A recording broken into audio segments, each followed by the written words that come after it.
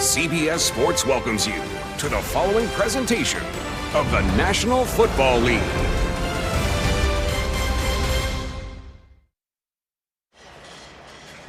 Back with you here in downtown Atlanta, just about ready. AJ Ross is with us here in Atlanta. She'll be working the sidelines for us, and we say hello right now. AJ? Hey there. A critical piece to the Falcons defense, what Keanu Neal brings to this team, it isn't just measured in stats. So watching him go down last week with that Achilles injury, it was a loss really felt by everyone. Deion Jones says that's our brother, and they've been lifting up his spirits, but more so than that, they are now playing for him. They really want to win for him to prove that they have Kiki's back, and he's still a part of this team.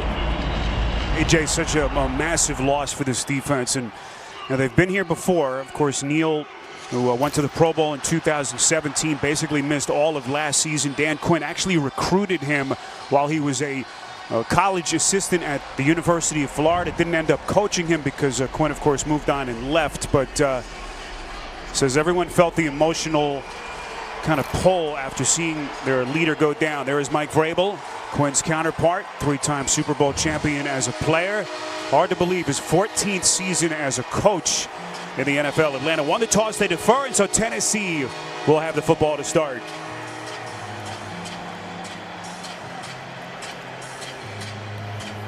Matt Bosher, their punter and their kickoff specialist, who was out last week with that right groin injury, is back.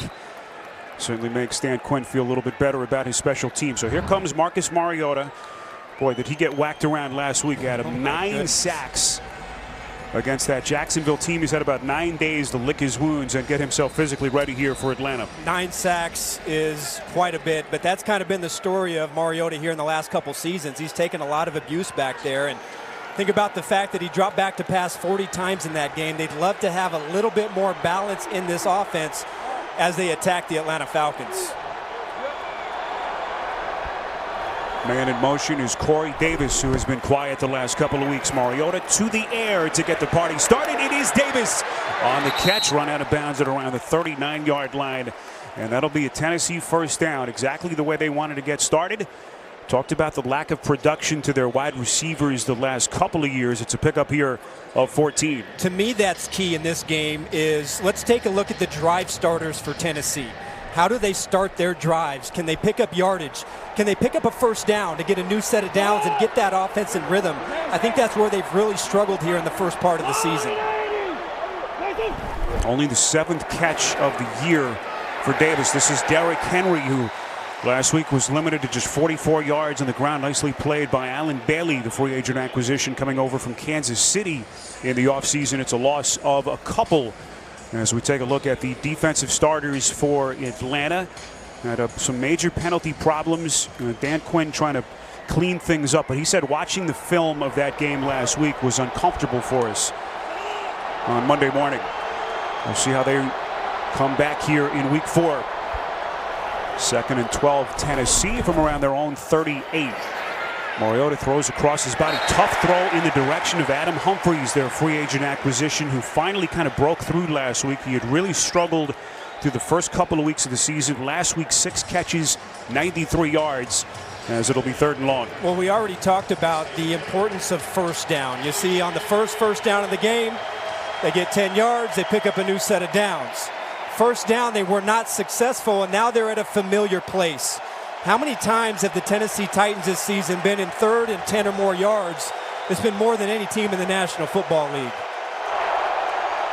See what opponents have done on 3rd down against Atlanta so far this season. Mariota faking left, goes right, and Atlanta wasn't fooled. Dion Lewis is blown up. Ricardo Allen was there. Such a smart player on the back end of the Atlanta secondary, and they're really going to lean on him now in the absence of Neal. Really is. I love Allen's game. You're going to see him on the left side of your screen once this play starts to develop, number 37. Mariota tries to set up the screen, and then Allen just sitting back there as a safety, reading his keys, identifying what the play is, and then going out there and just making a play. Brett Kern on the punt. Mohamed Sanu fielding punts this week, as Kenyon Barner is out with a concussion that he sustained last week. So Sanu with some added responsibilities. And excellent punt coverage down the field by Tennessee. And here comes Matt Ryan Touchdown, the interceptions at the top. And we spent some time with him on Friday. And, of course, Ryan's so supremely confident. He's had such a terrific career. Confident that they're going to get this thing turned around the next couple of weeks. Maybe at times a little bit too confident and throwing the ball in a place where maybe he shouldn't throw it. It's one of the things he identified, that he just needs to know when to check the ball down, not take too many chances, and let the offense come to him. Here's Devontae Freeman trying to tiptoe through some very tight space. Able to cross the 20-yard line, a pickup of 4. Finally tackled by Jarrell Casey. This offensive line, of course, has been a story for the Falcons the last couple of years. Caleb McGarry tweaking that knee in week 2 against Philadelphia. And so the headliner up front is Alex Mack, a 3-time All-Pro in year 11 in the NFL. 2nd and 6 for the Falcons just inside their own 21. Freeman is the lone running back. Ryan under center. They go play action. Ryan delivering far side, a little bit too high. Intended for Julio Jones. And the coverage on the play from Malcolm Butler. And what a fascinating matchup it's going to be. These 3 wide receivers for Atlanta, of course, led by Jones against the seasoned Tennessee secondary. To me, that's what this game comes down to, especially defensively with Tennessee. How are they going to construct their game plan? Are they going to design it around taking away Julio Jones, or are they just kind of going to do what they do on that play? They played inside leverage, knowing that Jones likes to run inside breaking routes, and Malcolm Butler using the sideline as the extra defender. So Dean Pease, defensive coordinator, up in the booth, coach's box, calling plays here on 3rd down. Ryan's pass near side is batted down. Calvin Ridley, the intended receiver, nicely done by Adoree Jackson, who was with him step for step. Check it out, really nice job press coverage, nice and tight.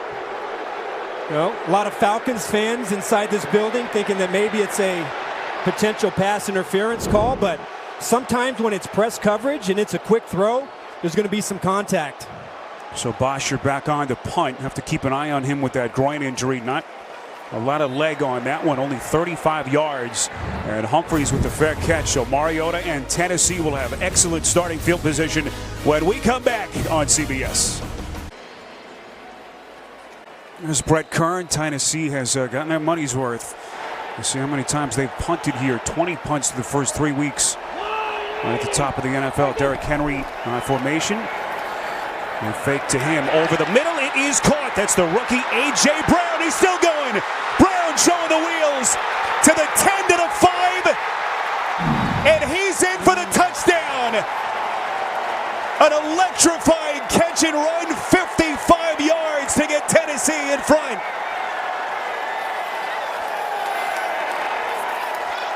Well, did he get in? Of course, every scoring play subject to automatic review. They will quickly take a look at this upstairs.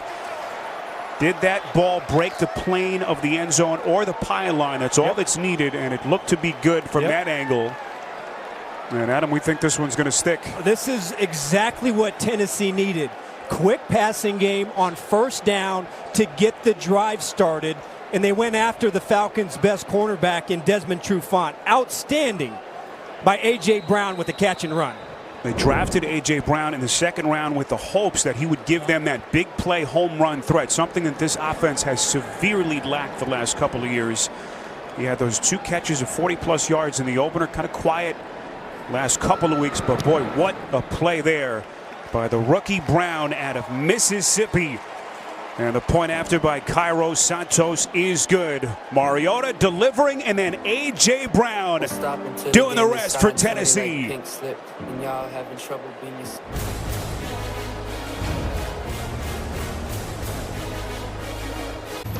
The NFL on CBS is sponsored by Honda. Great deals are waiting at your Honda dealer. Corona Extra. Find your beach. And by McDonald's. Try the new spicy barbecue glazed chicken tenders. A Tennessee offense that had struggled to generate some big plays since that week 1 blowout in Cleveland. Boy, some early pyrotechnics here in Atlanta. A.J. Brown, for his career receiving touchdown, had that 100-yard performance in his debut week 1 in Cleveland. 55 yards. Actually, the first time in 13 games that Atlanta has given up a pass completion of more than 50 yards as they try to pick up the pieces following the devastating injury loss last week to Keanu Neal. Their stud safety. Short kick. This is Kendall Sheffield, and he is stuck. Sheffield returning kicks. We mentioned earlier, no Kenyon Barner for Atlanta. Chris Milton, that was an NFL hit. Oh my goodness. This is how you get the party started. On the road, one-on-one, open field tackling on a kickoff. And that's what we like to call proper hat placement right there, Spiro. Adam, with all the different rules that we've seen on kicks, you rarely see those kind of plays anymore on kickoffs. Used to see them all the time. And we'll see if that can't throw a shot in the arm for this Tennessee defense. Expect Matt Ryan to go to quick game to get this drive started. Ryan begins under center, quick strike. That's the tight end, Austin Hooper. As these Atlanta fans salute him, the young man is off to a terrific start, a pickup of 5. But they've had some issues so far through the first 4 weeks of the season. Remember, go back to that week 1 game against Minnesota where Minnesota just got up on them quickly. Played pretty good against Philadelphia, but then again last week on the road, tough time. Ryan rolling out off the far side of the field, has his man, it's incomplete, and there's the flag. Multiple markers come in behind the play.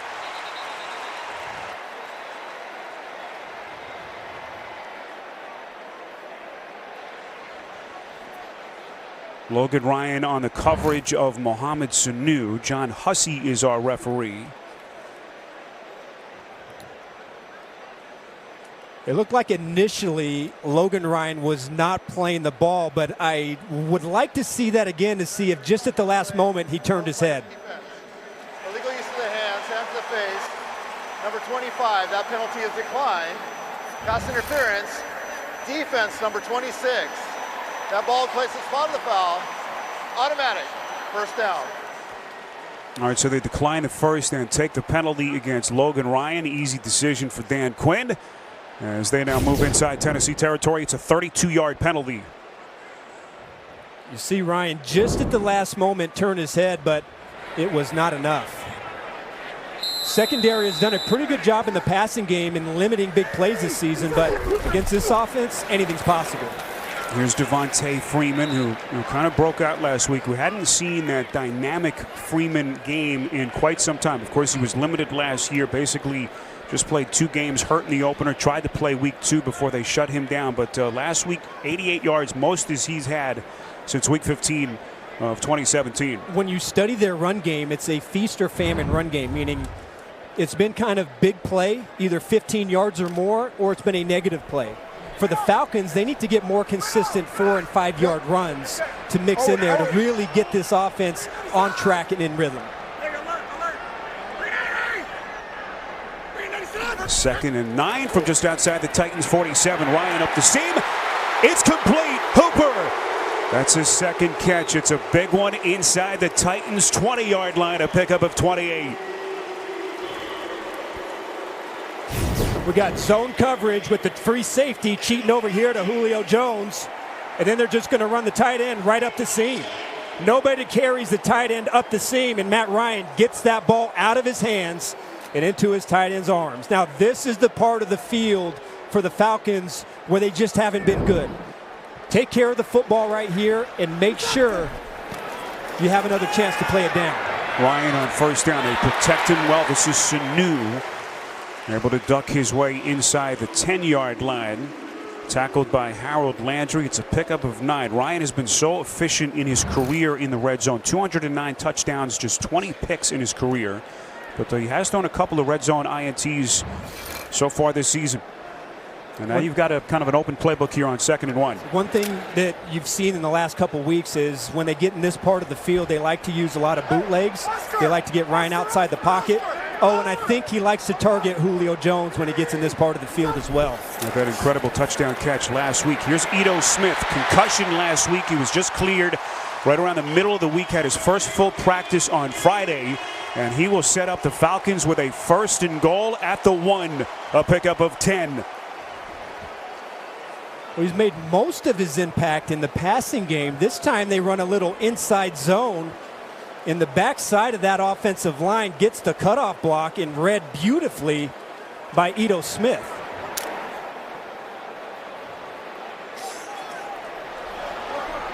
And Smith will be the number 2 back. Kenyon Barner, kind of that number 3 in their return man. But Smith stays on the field here on 1st and goal. The give from Ryan, taking on tacklers. No signal yet. Touchdown Atlanta. Jarrell Casey meeting him right at the end zone. Couldn't keep him out. And Atlanta on the verge of tying the game. Take a look at the replay to see if indeed Smith was able to break the plane. Certainly looks to be in from that vantage point. Officials waiting for the confirmation upstairs. As Matt Bryant readies himself for the PAT. 5 plays, 84 yards, 3 minutes, 27 seconds. Showed you that graphic with the slow starts for Atlanta, both sides of the football, but that was exactly the kind of answer that Dan Quinn and his coaching staff were hoping for. And Matt Ryan was a perfect 3 for 3 on that drive. 41 yards, efficiently run down the field. As we are tied in Atlanta, Falcons and the Titans, week 4 on CBS. All tied at 7 here in Atlanta. Well, the verdict is in. TV's #1 new show is All Rise. It's the CBS original series that critics call a must-watch. Catch a new episode of All Rise tomorrow on CBS. Nice to have you with us, Mercedes-Benz Stadium. Boy, my first time here, Arch. I think it's yours as well. This place is off the charts. It sure is. And a good start for both of these teams, both at 1-2. Tennessee coming in off 2 divisional losses over the stretch of 5 days. They've been off 9 days. As Mariota back onto the field, we go back downstairs to A.J. Ross. Hey there, guys. After that Marcus Mariota pass to A.J. Brown for the touchdown, the Titans bench completely erupted after that. Head coach Mike Vrabel was really animated, dapping up every single guy involved on that scoring drive. Yeah, and A.J., Marcus Mariota, say what you want about him. Number 2 overall pick may not have had the success that you want from a guy taken that high up and down. We've seen a lot of good over the last couple of years, but he's just so unflappable. Able to block out that white noise. He's such an even-keeled player. Has him off to a good start. We'll just throw this one out of bounds, as it will be 2nd down. Meantime, we go to New York. Our first update of the day. James Brown and Nate Burleson. Baker Mayfield 6 or 7 on the drive. That's right. He finds a drive route by Ricky Seals-Jones for the 9-yard TD. Linebackers had a little bit of a miscommunication. Adam Archuleta, you know all about that. DBs, they got to talk. Browns up 7-0. All right, Adam, you're up. Just say, stay on your man, do your job, and communicate. It's not that hard. Was that a little dig from Nate? No, he knows better than that. He knows better than that. 2nd and 10. Mariota from the gun. Goes through his progressions. Will tuck it away. Now he'll throw it. And out of bounds. And we asked Arthur Smith, and the first thing he told us, we have to get Marcus off to a good start. Get him some early completions. Certainly got off to that start they wanted here, but tough spot on 3rd and 10. Again, goes back to the first down production. Didn't get much on first down. Then you get a little bit more predictable on 2nd down. I think, the Titans came into this game and attacked the Falcons a little bit similar to what the Colts did last week. A lot of quick passes to take advantage of that zone coverage. Now the Falcons are going more of a man-to-man look to take care of those quick throws. Humphreys, the man in motion. Mariota from the shotgun on 3rd and 10. Looked like some movement pre-snap. This was a major issue for Atlanta, these pre-snap penalties. But this one's against Tennessee. Number 82. 5-yard penalty. 3rd down. It's on Delaney Walker, and Mike Vrabel is red hot. Walker lining up right at the end there, kind of to the right of your picture.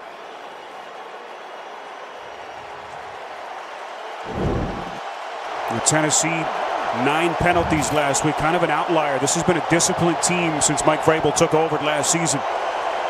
Until last week was a different story. 3rd and 15 after the penalty. Quick delivery over the middle. That's the 2nd catch for Corey Davis, and he's got the 1st down. What a play by Davis. Able to wiggle his way for it right at the end. It's a pickup of 17. Big play on 3rd down. 3rd and 14. Look how deep everybody is on the snap. Davis is going to run a quick slant And one thing about Davis, when he gets the ball in his hands, he's almost like a running back. Just a good awareness right there of catching the ball, spotting the first down marker, and then getting upfield to pick it up. End of the day, just 6 catches on the season already, 2 in this game. And a big one there to get him a fresh set of downs. First down just outside their own 35. This is Henry.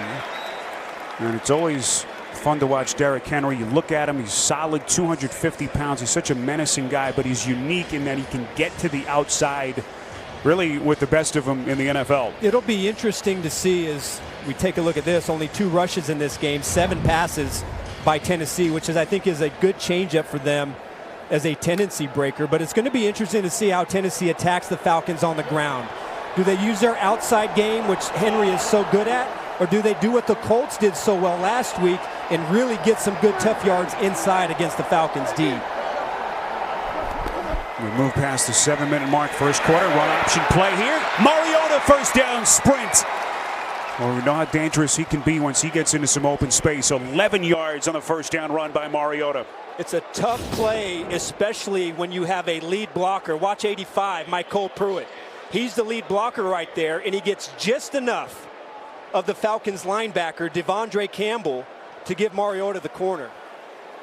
And that's what the Titans need to do. They need to keep the Falcons off balance, run a variety of different plays, and not just run the run and play action game like they've done all season. On first down, Tennessee keeps it on the ground. Then a late penalty marker comes in from the Atlanta secondary.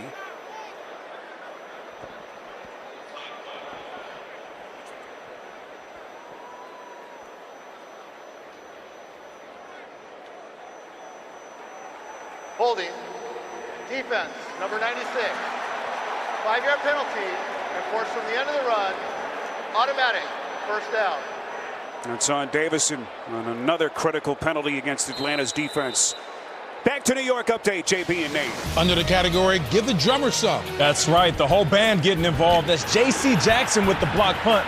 And who else picks it up but the one and only Matthew Slater. The New England Patriots all over him, 13-0. Back to Spiro. That's fun. New England and Buffalo trying to keep their seasons off to a good start. And meantime, Mariota nowhere to go, just throws it out of bounds. We've seen now 3 of those. Yeah. Kamal Ishmael, who is getting the start today for Keanu Neal, applying the heavy pressure. Mariota had to get rid of it. That's the 3rd time that Tack McKinley, the defensive end, on a bootleg pass from Mariota, is up the field and in his face.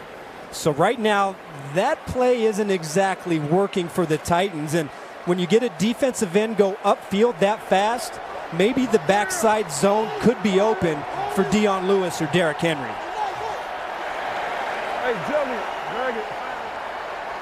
Mariota so far just 1 for 4 on this drive for 16 yards. On second down, he delivers near side. It's incomplete. Looking in the direction of Davis. Once again, it's kind of a patchwork offensive line for Tennessee as we get a whistle here at the far side of the field. We get a late flag thrown. Illegal use of the hands. Hands to the face. Defense. Number 96. 5-yard penalty. Automatic. First down. Well, the undisciplined penalties have become a major storyline here early in the season with Atlanta, and that has spilled over here into week 4. Yep. Number 96, you see the hand right up under the chin. It looked like maybe he had the top of his jersey, but that's the 2nd penalty on this drive on Tyler Davison, the first one being a hold. Have to get those cleaned up as the frustration continues for Dan Quinn and this defense. Henry is met. Well done by that defensive front. Deion Jones headlining the linebackers was among the tacklers for Atlanta. See Derrick Henry just kind of gets tripped up right there, but so far in this game the Falcons really protecting their edges quite well. You know, that was a big problem against Minnesota. They let Dalvin Cook and company just get right around that corner, but they've solidified their edge, and that's where the Titans like to run the ball. So the Titans might want to start working their inside running game a little bit against the Falcons. Another RPO from Mariota, fake to give, and then the fumble at the end of the play. That was Delaney Walker. Officials will say completion, and then it's knocked out of bounds on the fumble. Devondre Campbell knocked it out. And for Delaney Walker, that is career reception number 500, 16th tight end to reach that career milestone as his incredible career continues. It really is, and he's having such a stellar season this year. Not only coming off the injury, but he looks back to his old form when he just dominated everyone in like 2015, 2016. He looks like he's 30 years old.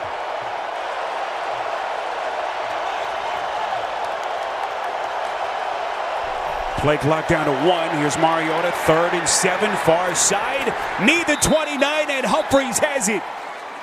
Where they have made some sneaky good plays on 3rd down. They keep this drive alive. A pickup of 9 to Humphries. Such a good route and release from Humphries in the slot.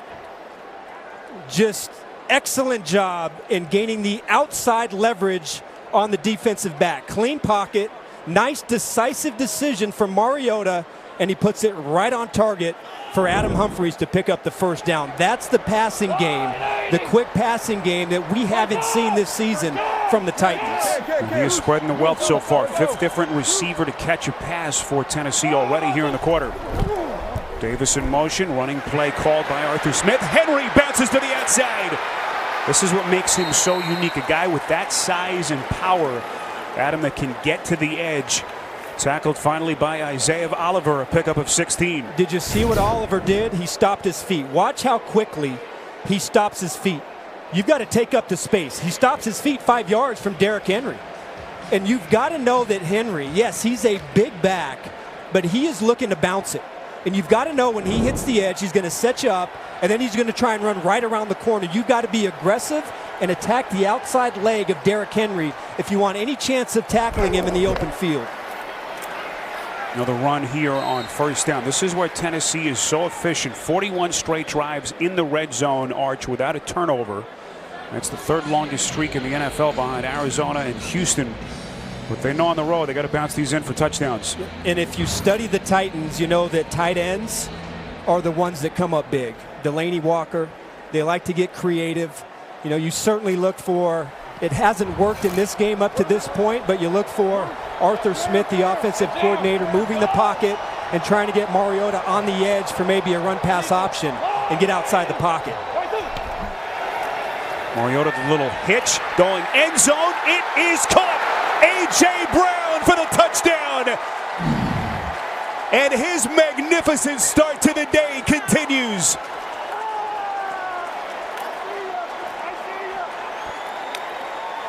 This is just simply gorgeous release. Takes the outside, leans into him, and then look at that pass from Mariota. He just feathers that pass right to the sideline, and Trufant has no chance to make a play on that ball. And it looks like to me Brown got both of his feet in. He drags the left foot. Unbelievable. This is the best I think this season we've seen from Mariota outside of the play action game. Just throwing the ball and being decisive and being accurate. Well, Mariota did not have a touchdown pass last week. He's got 2 of them in the quarter here, and both of them to the rookie A.J. Brown. Point after by Cairo Santos. So the Titans go 75 yards, 13 plays in just over 6 minutes. Couple of big completions on 3rd down, and Mariota's sharp start continues. Tennessee back in front on CBS. The NFL on CBS is sponsored by Verizon, the network more people rely on. And by Sonic. This is how you Sonic.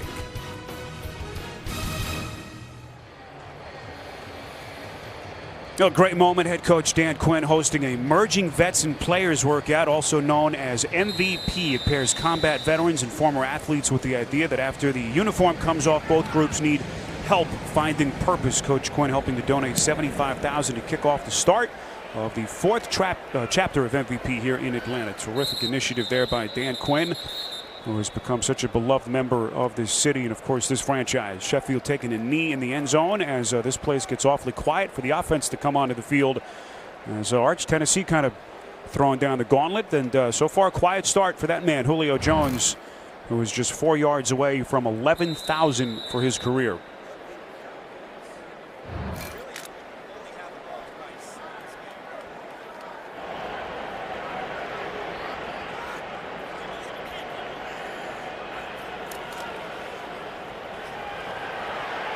Ryan will deliver near side of the field. It's caught!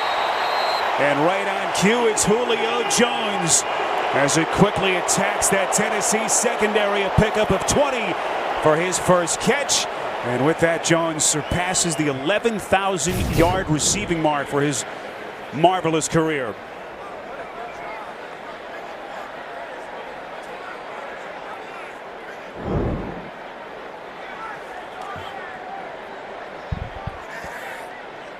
All right, we'll get Arch a new microphone as Atlanta goes to the ground. This is Freeman bouncing to the outside. And he is stuck. Hard hit. Kevin Byard, that hard-hitting safety, signed that huge contract extension, making him the richest safety in the history of the league as Freeman picks up 3 yards in the play. But nice milestone moment, Arch. Got your microphone working again. I got the microphone working. Now I'm back in the saddle right now. But, boy, what a terrific receiver. I mean, really the complete package, has no holes in his game. And you see the game plan coming into this game is to attack this Titans secondary and throw the ball down the field.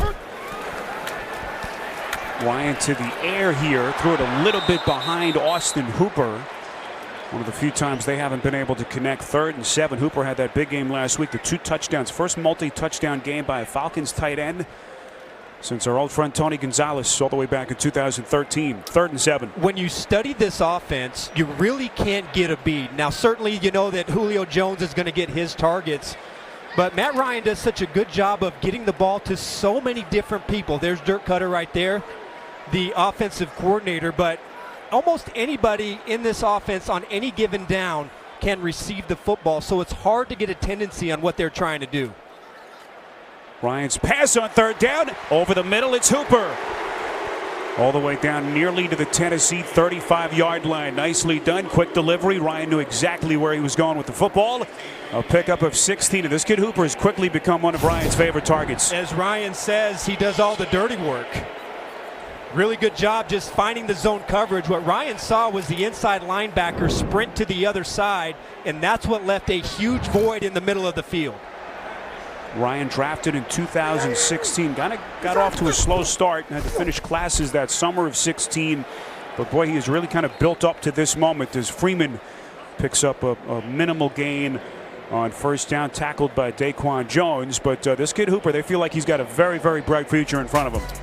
What they like to do, so many teams run split safeties. That means 2 high safeties to take care of Julio Jones, and that opens it up inside for Austin Hooper. You see him catch so many balls right around that hash marks or in between the hash marks, and he's about as reliable as they come for Matt Ryan. On 2nd and 8 could be the final play of the quarter. Ryan under pressure. Football is loose. Who's got him? And Tennessee has the football. It was Jarrell Casey who knocked it loose. Such massive turnover issues by Atlanta. We've talked about the interceptions by Ryan entering the day, but this on a fumble. And Jarrell Casey, Pro Bowler each of the last 4 years, one of the best frontline defenders in the sport. Huge play for the Tennessee Titans. You look at we'll Tennessee, check the flag here. Most of the pressure they've gotten has been from their linebackers and safeties. After the play was over, unsportsmanlike conduct, Tennessee number 21 for taunting. That 15-yard penalty will be enforced from the dead ball spot, 1st down, and that penalty is the first in the category of unsportsmanlike. If number 21 gets another foul in the same category, he will be disqualified. All right, that was, of course, the addition of the rule a couple of years ago, so Butler has to be careful, but what a play up front. Nowhere for Ryan to get the football to down the field. This is why Matt Ryan had to hold the ball. They were trying to work Julio Jones down the field, and there was no outlet receiver. So Ryan has to hang on to the football, and that's what gives Jarrell Casey time to get up inside and get the huge strip sack. Now, we asked Logan Ryan about covering Julio and these Atlanta receivers. He said, look, we're unique. We feel like we've got 3 of the best corners in the league. As we try to D up on 1st down, they give it to Lewis. And Lewis is crossing the 30-yard line and brought down at around the 34, as that'll take us to the end of the quarter. Some extra pushing at the end of the play, as the Tennessee Titans off to a good start. A couple of big touchdown catches by A.J. Brown. Up 7 at the end of the first. Back with you here in Atlanta. Started the second quarter with the Tennessee Titans holding a 14-7 lead over Atlanta. We apologize for some audio issues we've been having, but Arch, pretty fun start to this game. And Matt Ryan, meantime, having to kind of go back to the drawing board again. That fumble jarred loose by Jarrell Casey. And Tennessee trying to take advantage, up 14-7. Both of their touchdowns on Mariota touchdown throws to A.J. Brown, their rookie wide receiver. This is Dion Lewis on a little catch. We saw a lot of Lewis last week in that Thursday night loss to Jacksonville. But give us your thoughts so far in that first quarter. I would say that the game plan that Tennessee came in with, they've been able to execute that game plan. And look, the story of the game again for Atlanta is their inability to take care of the football, especially when they get in that what they call the fringe area, that just outside the red zone or just getting in the red zone. This is the third game this season where they've had a turnover. So 3rd and 8 from just outside the 32. Mariota feeling some pressure, is going to tuck it away and run for it. Needs the 41. He'll be a couple of yards short. Well played down the field. Deion Jones, who missed most of last season with that foot injury, runs him out of bounds. A pickup of 5, and Tennessee will punt. Meantime, we go back to New York and update JB and Nate. Derek Carr looking sharp. That's right. He hits Tyrell Williams on a back shoulder fade ball for 19 yards. This is a touchdown. The Oakland Raiders up 21-7. 11-13, 102 yards and 2 touches. Back to Spiro Ditas. All right, guys, Raiders hoping for their first breakthrough moment of the season. Good looking punt here by Kern. Sanu, their new punt returner. We told you about that earlier, as this was perfectly placed by Kern. And tough starting field position just outside the 10 for Matt Ryan when we come back. Now there's Falcons starting right guard Jamon Brown. He's being walked into the locker room. Let's get an update with A.J. Ross. Yeah, we're just hearing from Falcons staff. Right guard Jamon Brown is being evaluated for a possible head injury, and his return is questionable. All right, A.J. will keep tabs on that. Brown, who had come on a couple of weeks ago, replacing the rookie Chris Lindstrom, the first-round pick, the young man they took 14th overall. Lindstrom went down with the foot injury in the opener. They placed him on IR. Then Brown, and now Schweitzer comes in, so they're already down to their 3rd different right guard in week 4 of the season. Let's see how they respond here. Play action from Ryan's going to take a chance. Up the seam, right into the teeth of that Tennessee secondary. It was well played. Calvin Ridley, who was awfully quiet last week. Dirk Cutter telling us on Friday we have to get Ridley back involved in the offense. It's the first 3 possessions, the punt and the touchdown and the fumble, the forced fumble by Casey. And the last possession is kind of a microcosm of their season. They're moving the ball extremely well. They're being aggressive and they're attacking downfield, but right when they get into scoring position, they have the turnover. It's been the interception. This time it was a fumble.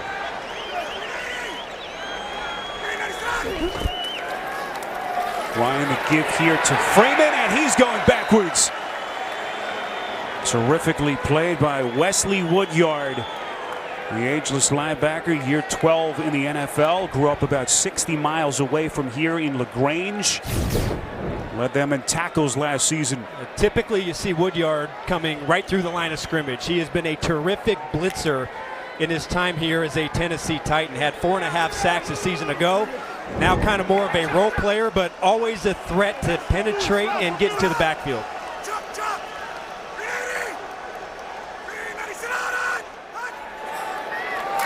Here's Ryan in a tough part of the field. Stays out of the end zone. He's going to tuck it away and run. Thought about maybe throwing it there at the last instant, but he's run out of bounds well short of that first down marker. Picks up about a half dozen. Rashaan Evans was there to run him out of bounds. Just soft zone coverage. This is a 3rd and long situation. Adoree Jackson is pressing at the line of scrimmage, but you don't quite see him. There you see him at the end. Hooker is the safety who is shadowing Jones over the top. Atlanta had just punted it 8 times through the first 3 weeks of the season. But already Matt Bosher has had a couple so far in this game. Decent leg on it here. Humphreys will play it. And minimal yardage on the return, but pretty decent field position for Mariota after the 50-yard punt. 14-7 Titans on CBS. The NFL on CBS is sponsored by Amazon Prime.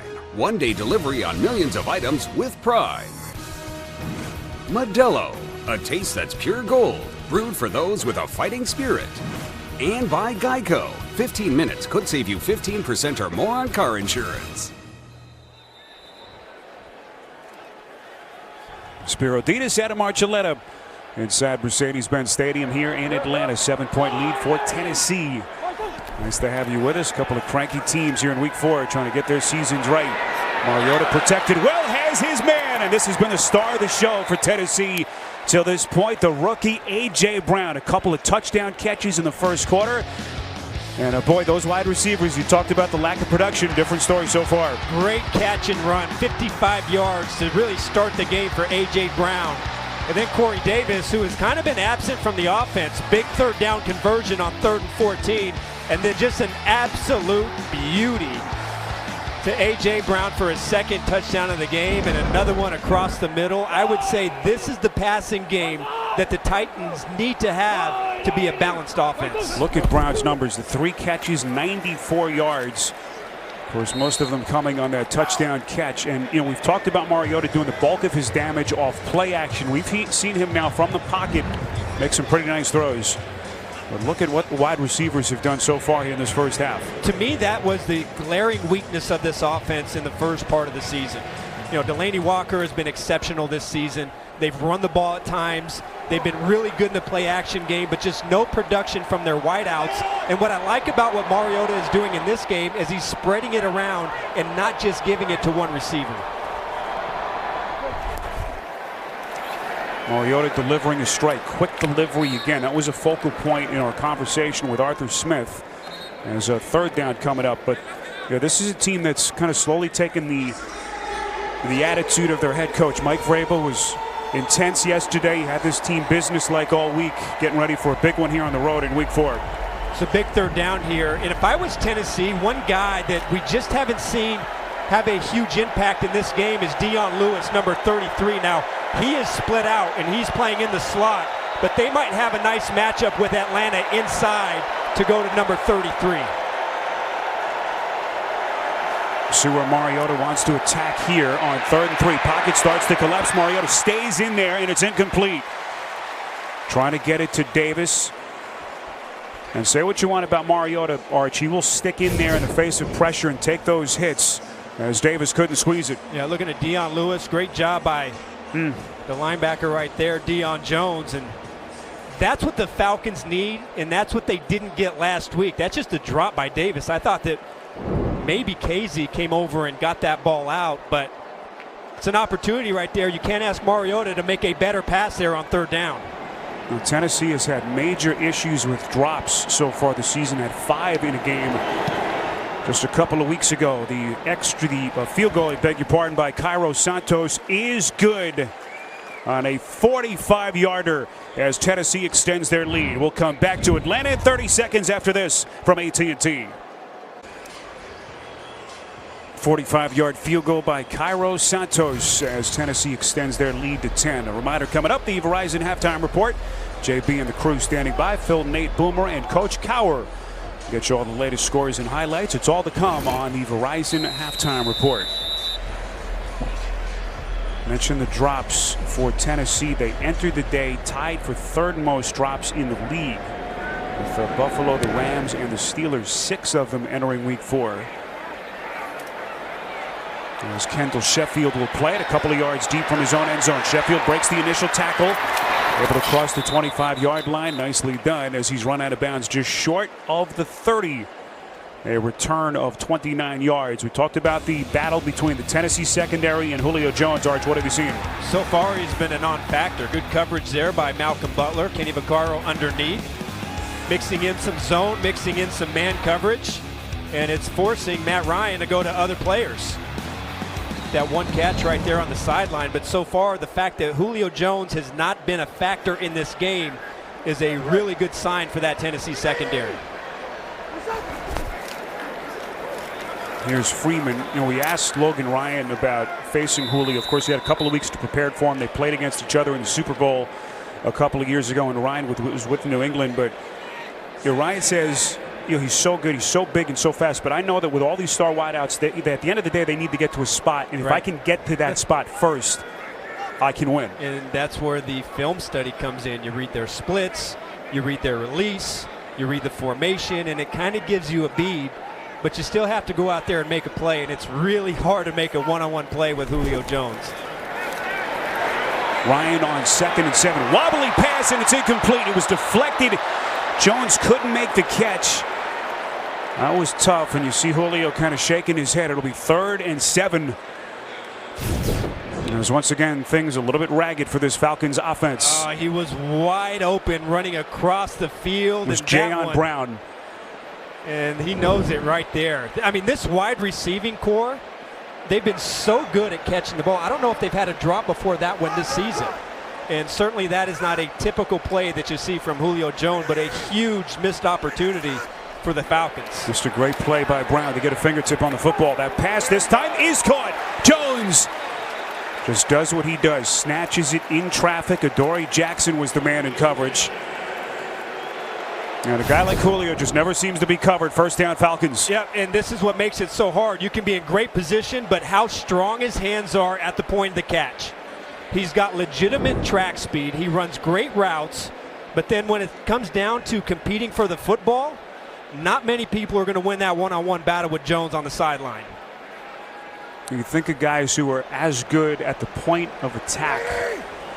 DeAndre Hopkins so skilled as well, but those two really in a class of all their own in terms of just going to get the football. Here's Freeman on the check down. Hasn't been much of a factor yet in this first half after that big rushing game last week, just under 90 yards on the ground. Kamale Correa, coming over in the trade from Baltimore last season, was there on the tackle. To me, and I know this is a prolific offense with great receivers and Matt Ryan and all that stuff, but right now in this game, Devontae Freeman has 6 carries for only 11 yards. And I just think going against this defense, you've got to have more balance, and somehow they've got to figure out how to be productive in the running game to attack this defense. Here's Freeman running left inside Titans territory. Another first down. Falcons are doing this behind their backup right guard. That time Freeman going left. But Jamon Brown still being evaluated in the locker room as Schweitzer is their right guard. See, that's the play that they need. It's either been, when you watch them, it's either been 15-yard runs or getting stuffed in the backfield. Now, it's okay to have 3 and 4 and 5-yard runs because it consistently allows your offense to get more rhythm. Now watch Julio Jones, when they bring him inside, usually they're looking for something. To Matt Ryan's right. There is Jones. Arch looking into his crystal ball, but that Tennessee defense, Adam, was not fooled. They play it well, and Jones just does not have enough room to maneuver. That's one of the keys that you look for when Julio Jones, either they put him inside in the slot as the 2nd or 3rd wide receiver, or they reduce his split. Now, they don't always throw to him, but they're looking for a matchup, and they're seeing how the defense is going to react. So in the case of the Titans secondary, your antenna has to go up, and you've got to be aware of Julio Jones when they move him around, especially inside. So Dean Pease, who has seen just about every offensive formation that we've seen in the game over the years, as Ryan's pass is deflected. Cameron Wake, who had that all-world performance in the opener in Cleveland, was the AFC Defensive Player of the Week, 2.5 sacks, the safety. Haven't heard much from him since. It was a little bit of a story this week, but Cam said this was kind of the plan when they brought him in the offseason. Snap count and load management as they try to keep him healthy and fresh. The most he played was the first game against the Cleveland Browns. He played about almost 20 snaps in that game. Last week, only about 12 or 13 snaps, but they need somebody up front to be an impact pass rusher, and so far this year, the only player that's been able to do that is Wake. Where does Ryan go here on 3rd down? Over the middle. That's Sanu. We haven't heard much from him. Appears to be about a yard short. They needed the 38, so kind of an interesting decision here for Quinn. I think he's right got on the outside of that field goal range. I think he's got to go for it here. Just the way this game is playing out, they need something to boost their confidence. They have to get something going. And right now, you've got to allow your offensive line to be able to at least get a push, try to be more physical, and pick up this first down. It would have been about a 57-yard field goal, but Quinn will roll the dice as they line up in the Wildcat, and quickly Tennessee kind of caught off guard, so they will take a timeout. We know about Mohamed Sanu and his passing ability. Well, in his Wildcat, you know, last week you saw it. When he takes the snap out of the shotgun, he's the extra running back, and they have a lot of different plays that they use and a variety of different looks. And for a defense that doesn't see that kind of thing very often, really tough to stop when you need the extra guy to play Sanu at quarterback. There's Dirk Cutter. Of course, last couple of years as the head coach in Tampa Bay. What a unique set of circumstances. Was the offensive coordinator here, then left to become the head coach of a team in the same division. Talked about just how strange it was, Adam, to walk back into the building in February for the first time, but quickly kind of getting back in the saddle here, and a huge play call coming up on 4th and 1. It's like both Julio Jones and Sanu are on the sideline. You know, you would think run, but also good opportunity to sneak a guy like Freeman out of the backfield, hit a short pass in the flat. You've got to be really attentive here if you're the Titans. Tennessee's defense has been so good. The give to Freeman. I don't think he got it. Needed the 38. Kenny Vaccaro, the man who was able to trip him up initially. And this Tennessee defense still so seemingly underrated by a lot of people around the country, getting the stop they wanted. Freeman hit right at the point of attack by Vaccaro. Nicely done for Tennessee. The Titans get the defensive stand on 4th down, so Arthur Smith's offense back onto the field. 1st and 10 as they begin from their own 40. Here is Henry, able to wiggle his way through a tight space. Arch, take us back to that last 4th down play. Just a simple run blitz from Dean Pease. Kenny Vaccaro, the free safety, just knifes and gets in on the backfield. And Jarrell Casey, just a tremendous get off on that play. It's a simple matter of the Titans getting off the ball, getting low, and stuffing Freeman in the backfield. And Casey had the forced fumble earlier, looking every bit like the 4-time Pro Bowler he is. Nice pickup on 1st down by Henry. 2nd and 5 from the 45-yard line. Henry again. And once he starts to lean on you, can really start to gas the defense. He's very close to that 1st down marker. And the officials say 1st down Tennessee. It's one of these games we've talked about, you know, how he likes to hit the edge, but I do believe that for the Titans to be successful offensively, that Henry's going to have to get some really tough yards inside and pound away at the inside of that Falcons defense like he just did. Matt Ryan hoping to get it back from his defense quickly here as we are inside of 5 minutes left in the half. Mariota feeling the pressure, steps up nicely in the pocket, delivers a strike. Davis with a catch. 1st down and more. Boy, what a play and what pocket awareness by Mariota. The would-be sack coming from Vic Beasley backside. He just kind of slightly stepped up and got it out. It's one of the knocks that he's had this season is his pocket presence and his awareness. And how about the Titans going right at Desmond Trufant? It's really well played right there, but Corey Davis with those strong hands taking it away from Trufant. Coming into this game has only given up 2 catches and targeted 7 times, but Mariota is not shying away from Trufant. Yeah, Trufant rated 17th among corners by Pro Football Focus through the first 3 weeks of the season. That time nicely done by that defensive front. Deion Lewis loses yardage. Devondre Campbell with a terrific defensive play. It will be 2nd down. Tennessee with 2 timeouts. Still plenty of clock, 3:40 and change. As the Titans lose 3. Not ideal to lose 3 yards on 1st down, but right now the MO for Arthur Smith, the offensive coordinator, is yes, you need to pick up this 1st down and you have to score, but you want to slow this thing down and bleed as much time off the clock as you possibly can, because for the most part, Matt Ryan's probably going to get another crack at this before halftime, so you don't want to leave a lot of time on the clock. 2nd and long. Henry as a pass catcher. Henry had that huge touchdown catch in the opener in Cleveland, the 75-yarder, 160 scrimmage yards in that game, but kind of held in check as we touched on that Thursday night game 9 days ago against Jacksonville. And it sets up a big 3rd down and 5 coming up as they try to keep this drive going. Well, much better than they were a week ago when they played Jacksonville, but still not a lot of success on 3rd down, only 2 of 5. And again, I think you've got to try and find a way to get Dion Lewis involved. That's Delaney Walker in motion. 3rd and 5 with 2:30 left in the half. Mariota's pass far side. It's caught. It's Davis, and he will stroll in for the touchdown. Isaiah Oliver, the man beaten in coverage, 23 yards. And another touchdown by a Tennessee wide receiver. How about these wide receivers today? Just going to work. First, it starts with pass protection. How about Dion Lewis? Don't put him out in a pass route like I said. Make sure he comes up there and he stones the linebacker. And another beauty.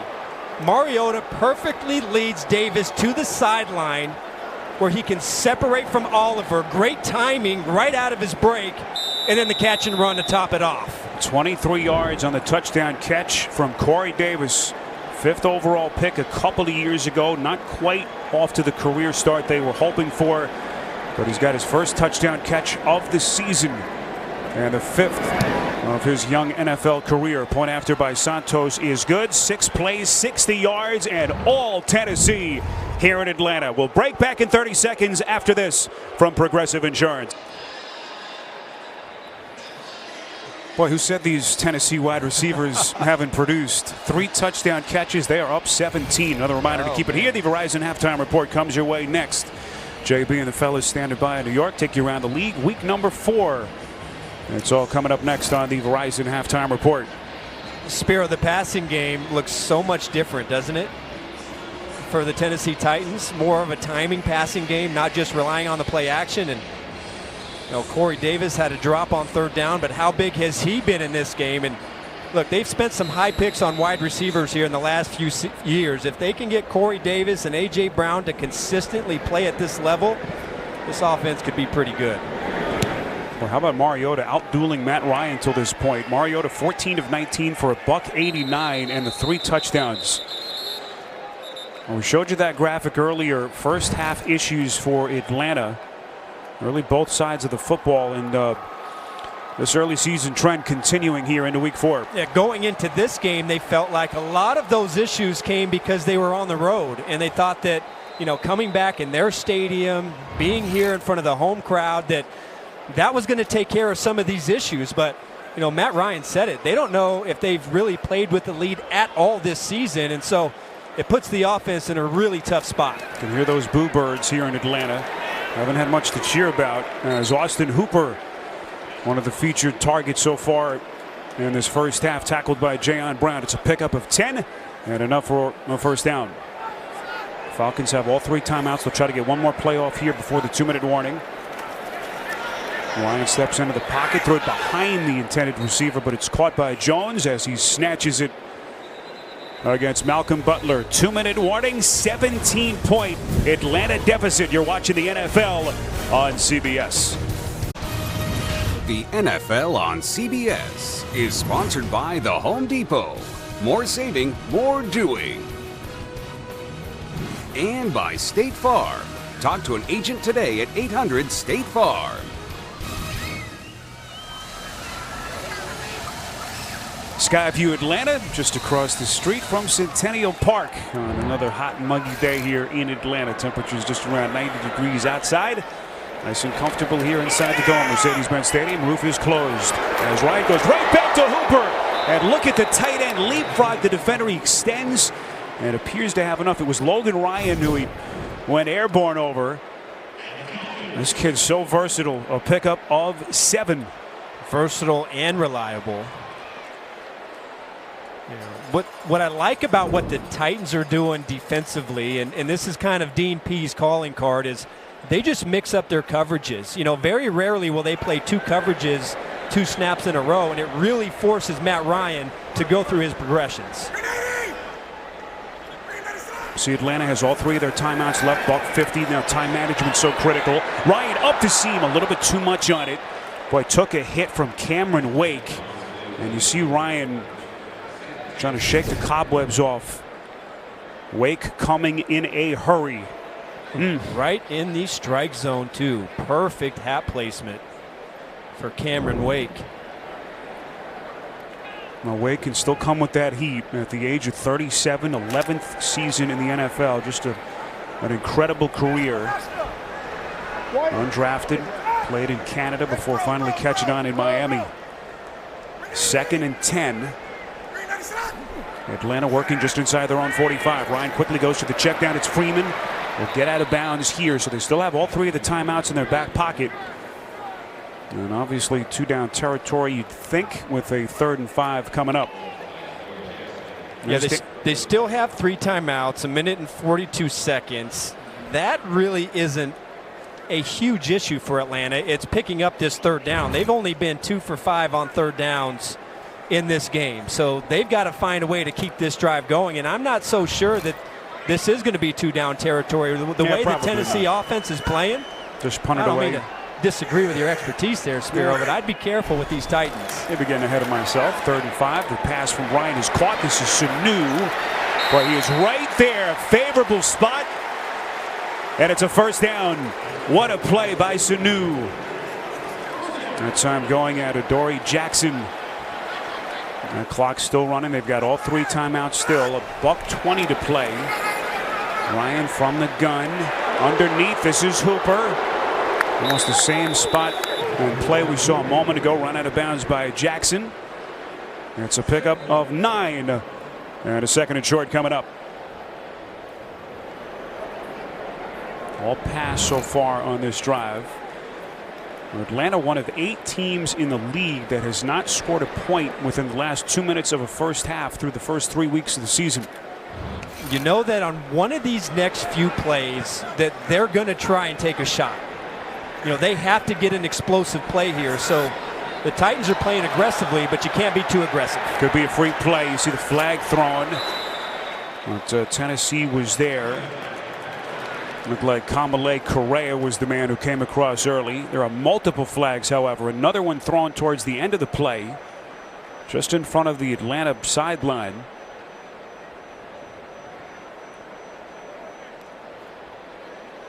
Well, this could be big, right on the kind of the outskirts of Matt Bryant's field goal range.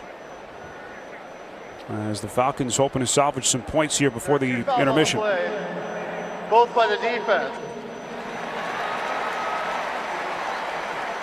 Offside. Defense. Number 93. That penalty is declined. Personal foul. Roughing the passer. Defense number 58. That penalty is 15 yards from the previous spot. Automatic. 1st down. Well, it's a big one on Harold Landry. He really showed flashes last year as a rookie. It was actually Correa who came across early. Arch, it's a new world in the NFL. It is, but you've just got to be smart, and when you're close to the quarterback, you've got to do everything that you can to try and pull off, because as a defensive player, you're just not going to get a lot of leeway. It's a favorable set of circumstances now for Ryan. Fresh set of downs. They've got all 3 timeouts and still plenty of clock. Ryan underneath again, but just off target. Threw it behind Ito Smith. There was a question mark today after sustaining the concussion last week. And 2nd and 10 coming up. What a missed opportunity that was. Boy, Ito Smith was all by himself and had almost the entire sideline. This part of the field, Spiro, Matt Ryan loves to attack inside. When they attack the end zone, look for him to go inside here. Coming up in the final 60 seconds, Ryan's pass is caught here by Sanu. A little crosser. We'll see if they use their first one here. Still have all 3. Logan Ryan, the man on the coverage. Those 2 collegiate roommates couple of years at Rutgers. So close, played against each other in the Super Bowl a couple of years ago. And doing battle on an NFL field yet again here in week 4. 3rd and 4. Ryan will try to throw on the run, and he'll just throw it out of bounds. Rashaan Evans giving chase. And we'll see what Quinn elects to do here. He will send out his field goal unit to try to get the 3 points. Or will he? And now Ryan will come off the field. Just good coverage. I mean, that's all it was right there. Sanu was doubled downfield. Everybody was locked up in man-to-man coverage, and nowhere for Matt Ryan to throw the football. There's such a fascinating chess match between Ryan and Dean Pease. We've touched on how seasoned this Tennessee secondary is, so smart. As that field goal is off the upright and no good. Bryant can't connect on the 32-yard chip shot. And that one's going to hurt for Atlanta. This part of the field, Spiro, is almost like the Bermuda Triangle for the Falcons offense, where drives and points just go to die. They just can't figure this part of the field out this season, and it's hurt them bad.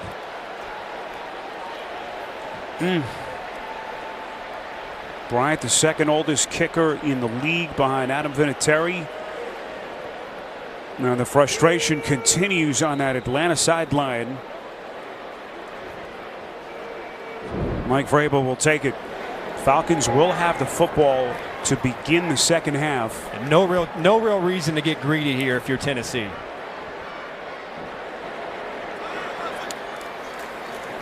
They will play it safe to Lewis. And that should take us to the end of the half. Boy, what an opening couple of quarters for Marcus Mariota. 14 of 19 for a $189. The 3 touchdowns as Atlanta will use their final timeouts. No reason not to here. You could potentially even stop them and maybe get one play. So 25 seconds left. And a lot to think about for Dan Quinn in that halftime locker room. Those who celebrate the NFL's 100th season, we highlight the great Earl Campbell, his very first career game, September 1978. Big Earl with 173 yards rushing, certainly a sign of things to come, that 73-yard runner. That was his first career touchdown. He was inducted into the Pro Football Hall of Fame in 1991. Think you could have taken Big Earl? Oh, man, I got him, man. Hey, the bigger they are, the harder they fall, and all you got to do is chop them down, get those high knees. Arch still confident after all these years. Lewis will spin away. Atlanta will use their final couple of timeouts. But frustrating start to the season. You never want to kind of get too crazy with the drama, but 1-2. Now you're down 17 points at halftime. Already hearing the boos here from the home crowd. Got a lot of issues they have to figure and work through. But on the other side, how about the way Tennessee has responded? That was an ugly loss on that Thursday night game against Jacksonville. And then, again, coming here, tough environment on the road. And this is about as good as I've seen the offense play in quite some time. Tennessee, that 43-point victory in the opener in Cleveland. 34 of those points coming from the offense. Last couple of weeks, it looked like a far cry from that until today. What a first half performance. 3rd down and 5. That'll be a first down for the Titans. And it looks like Dan Quinn will just sit on that last timeout. No reason to use it here. As Mariota trying to get Dion Lewis his shoe. And that will do it. So Mariota spreading the wealth. 3 wide receiver touchdowns by the Titans. That had been an issue for them. And the boos cascading down here in Atlanta. 24-7 Titans. Halftime is next after these first half highlights from Verizon and a word from your local station.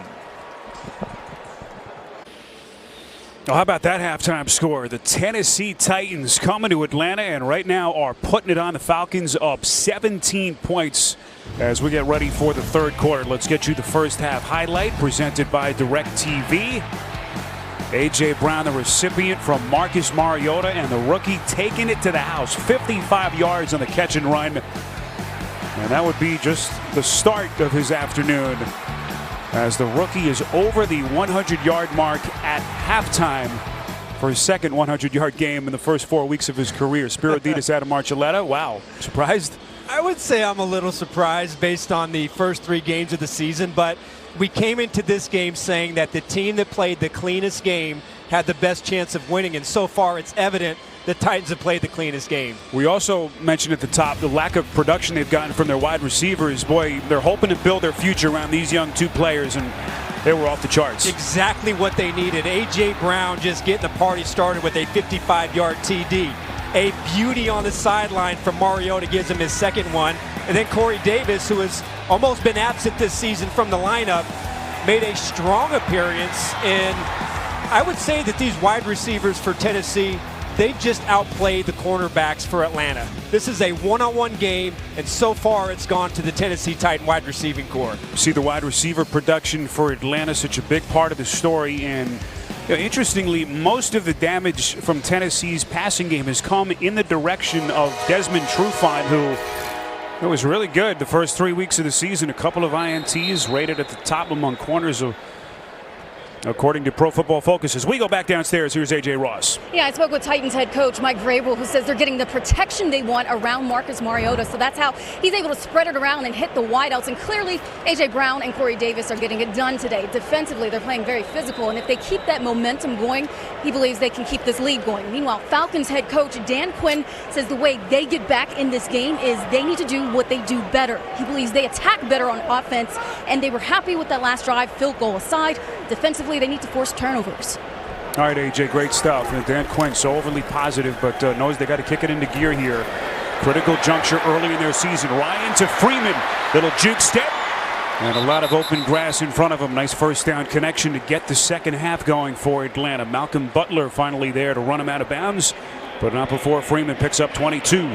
Well-designed play on first down. Take Julio Jones and run him across the field to take the attention of the Titans defensive backfield, and then run Freeman, who has not had any room to run in the run game. Work him on a little screen.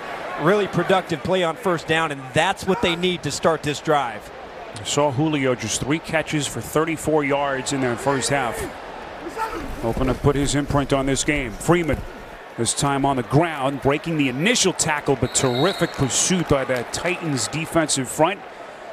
Tennessee number 3 total defense last year, and through the first 3 weeks of the season, top 10 in just about every major defensive statistical category. Well, when we talked to Dean Pease, he said, look, we've had 2 big run plays, and those have been the blemishes on the way we played defense.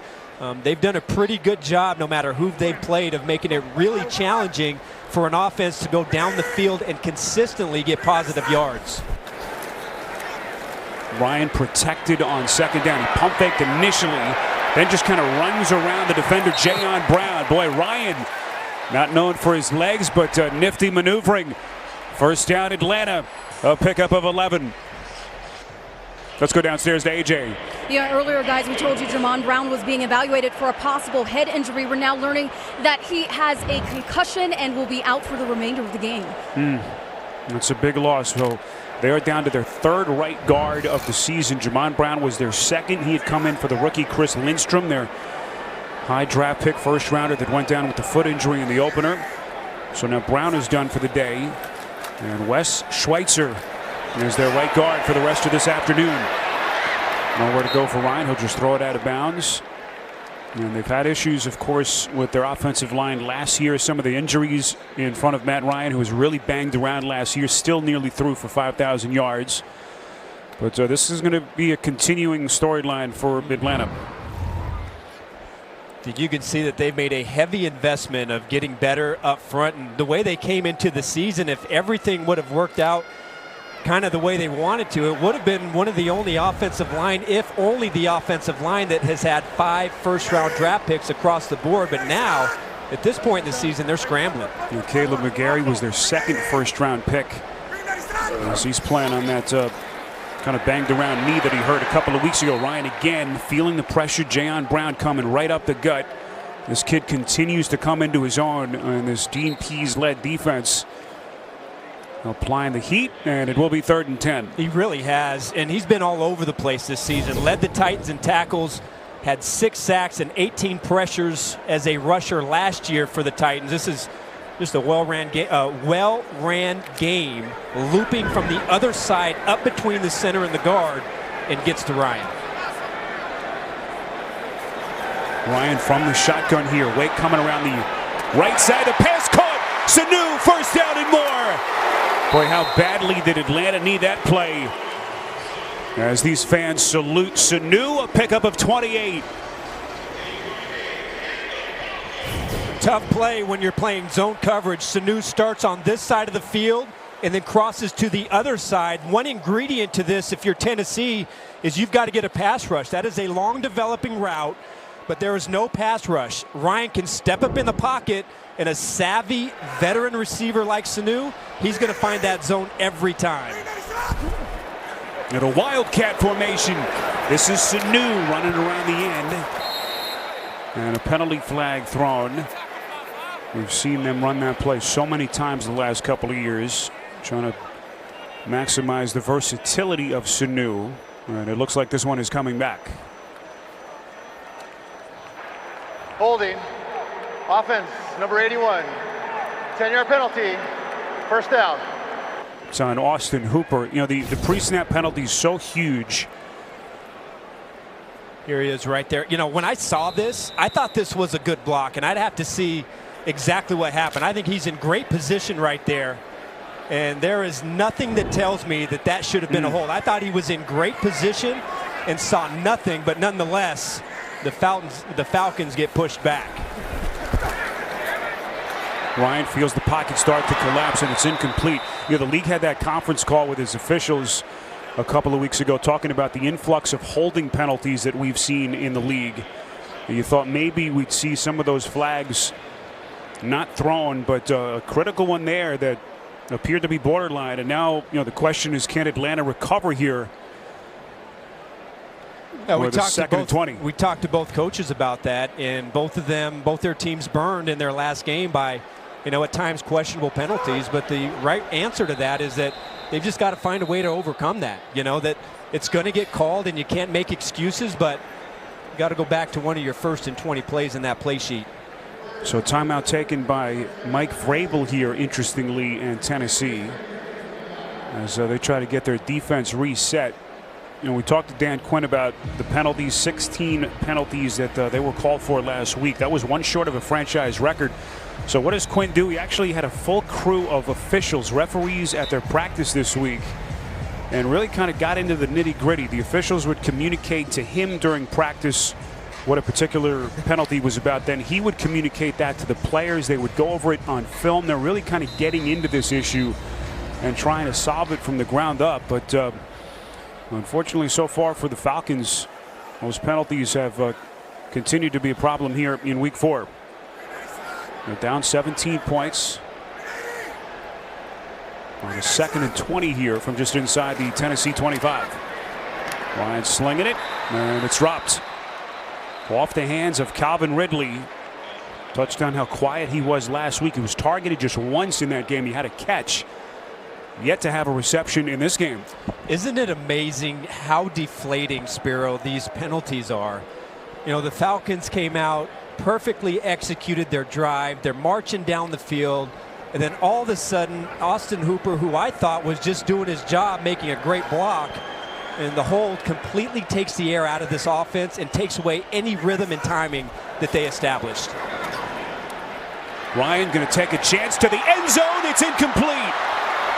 A tough catch by Sanu, trying to get it up high, going right against his old mate and good buddy Logan Ryan. And that would have been 6. Sanu couldn't squeeze it. Just tremendous by both players. Ryan in great position. Excellent throw by Matt Ryan, and almost a beautiful adjustment by Sanu to bring that. I mean, that is a high degree of difficulty catch. But Sanu, who has been so reliable, just can't bring it in. Here's Bryant, missed on a 32-yarder right at the end of the first half, and this one from 42 is good. And a sigh of relief on that Atlanta sideline. Sanu still thinking about it, but the Falcons get some Much needed points on CBS. Well, Mohamed Sanu still thinking about that last would-be catch. Would have been a touchdown. As Atlanta's drive stalls, was kind of talking to himself for a couple of minutes. Then Julio Jones came over to console his teammate, and hoping to get another chance. Look, I know this is, that would have been an incredible catch. 24-10 Tennessee. Falcons were one of 3 teams, Oakland and the Jets, who came into week 4 with no drops through the first 3 weeks of the season. I will not give Sanu a drop, but they had a critical miss earlier on that drive that went right through the hands of Calvin Ridley. Here comes Marcus Mariota. Terrific first half. 14 of 19, a $189, and 3 touchdowns, Arch. It'll be fun to watch what Arthur Smith, the offensive coordinator, does here to start out the second half, because they've been so successful throwing the ball. But, with a 14-point lead here to start the third quarter, you might want to work that running game a little bit, which hasn't been as successful. Mariota goes play action, loves to do, and that's a completion to get the second half drive started. That's Corey Davis. Some huge plays in the first half, and 4 catches for 75 yards and the touchdown. This one good for 16. Here's the bread and butter of the Titans offense. Play action pass, get the linebackers to suck up, and then hit that little void in the middle of the field to Davis.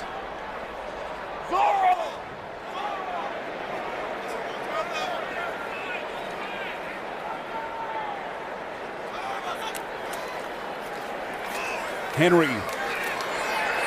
And he's going nowhere. Nicely played by Devondre Campbell. And it's a loss of a yard. We spent some time with Marcus Mariota yesterday at their team hotel, and he just kind of takes everything in stride. 5th different play caller that he's worked with, and Arthur Smith. He's had 3 different head coaches since they took him 2nd overall in 2015. Just shakes his head and let's go to work. That was his reaction. As the completion here to Jonnu Smith. That's the 7th different Titan to catch a pass in this game. Kamal Ishmael making the start for Keanu Neal. That devastating Achilles injury last week. It's a pickup of 5, and it will be 2nd, make it 3rd down coming up.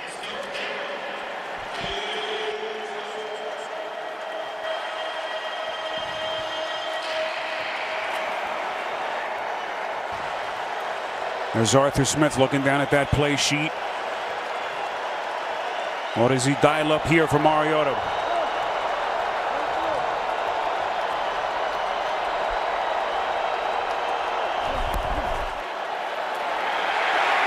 Almost a free blitzer on the play. It was Vic Beasley right in Mariota's face. And that play never had a chance.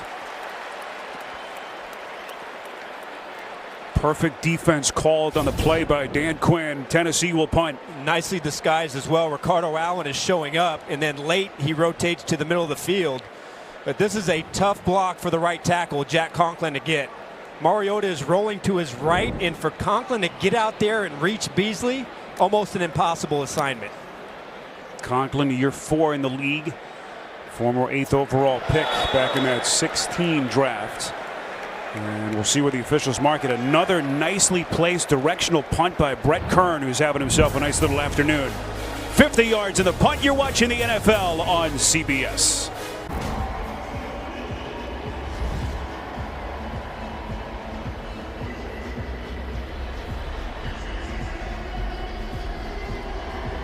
Second of his 2 touchdowns.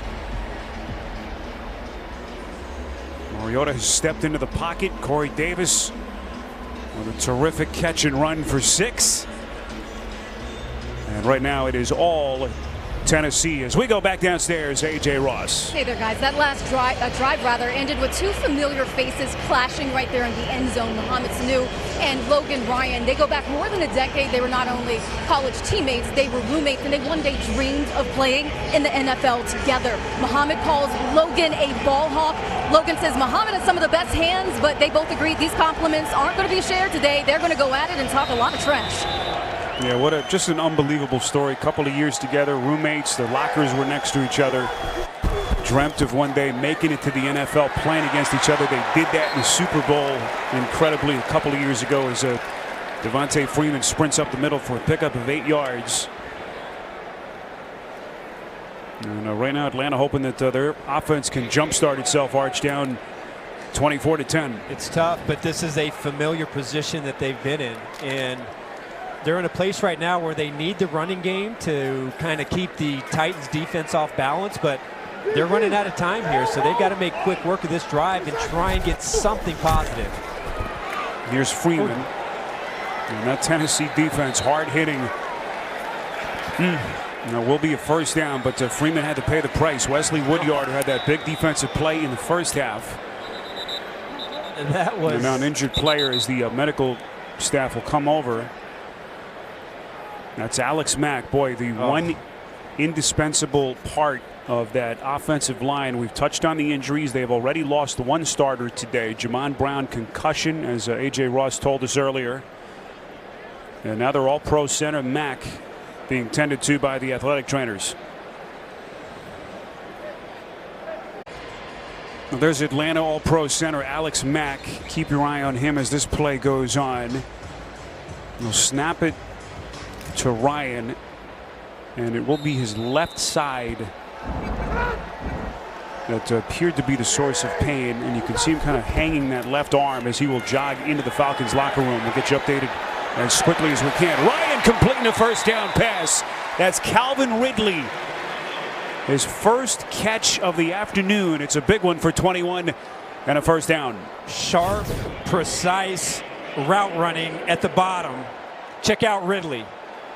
He's going to slam on the brakes, snap it to the outside, and then just leaves Malcolm Butler as Ryan hits him on the sideline. So Wes Schweitzer, who came on for Jamon Brown at right guard, has slid over to center. And Ty Sombrello is now into the game playing right guard. So this patchwork offensive line movement continues for the Falcons.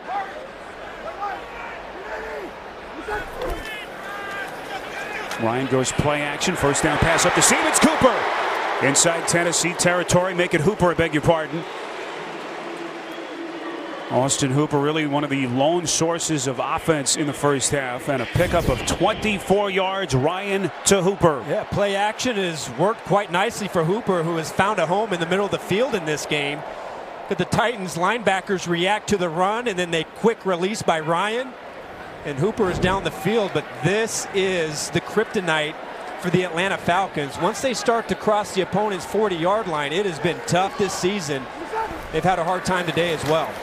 Hooper now hits the 100-yard mark. Boy, Ryan fumbled earlier, and that took all of his strength to maintain possession of the football. Harold Landry coming around the back, nearly jarred it loose. It's a loss of 7. Let's go downstairs to AJ.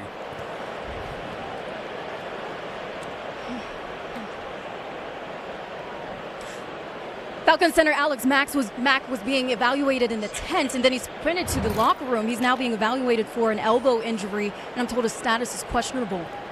All right, AJ, thanks. And boy, that's the one guy that can't afford to miss. AJ will keep us updated on Mack's status.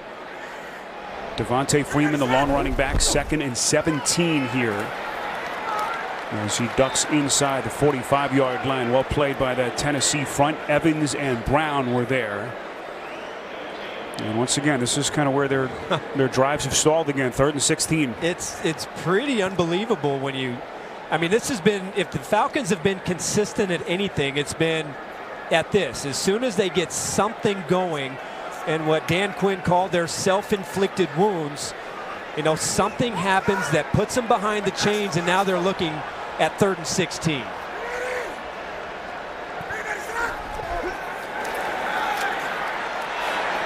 Ryan goes to the check down. Here is Sanu. Needs the 29.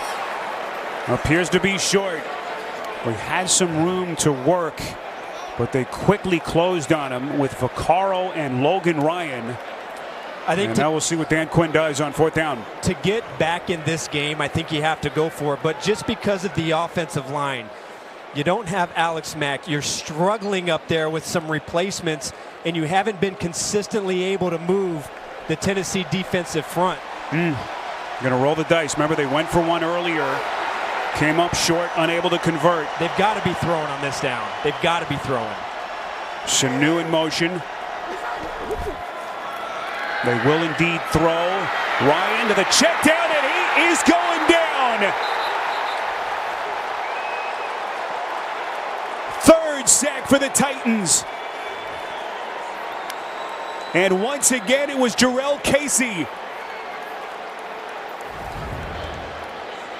Everyone covered down the field, and Ryan goes crumpling to the turf. Great changeup call from Dean Pease, the defensive coordinator. The Falcons are running a crossing concept, expecting man coverage. But watch what the Titans do. They're going to drop out in zone coverage, and that's designed to pick up the crossing route. So Matt Ryan sees zone. The Titans pass it off perfectly. And then you got the looping Jarrell Casey coming around the mountain to get right into Matt Ryan's grill. Just excellent execution of the defensive call for the second time this game on fourth down for the Titans. Here's Henry on the take. Dean Pease has been around forever, one of the best defensive play callers in the sport. Always exotic in what he's tried to do. And right now, Tennessee, March, is clicking on all cylinders. They get the football back with a chance to build on a 14-point lead. Really, this game boils down to one thing, and that's the Titans have made the one-on-one plays. They've made the key plays. And when it's come down to that one-on-one competition, whether it's up front on the block or covering a wide receiver, in the critical moments in this game, the Titans are the ones to make that play consistently over the Falcons.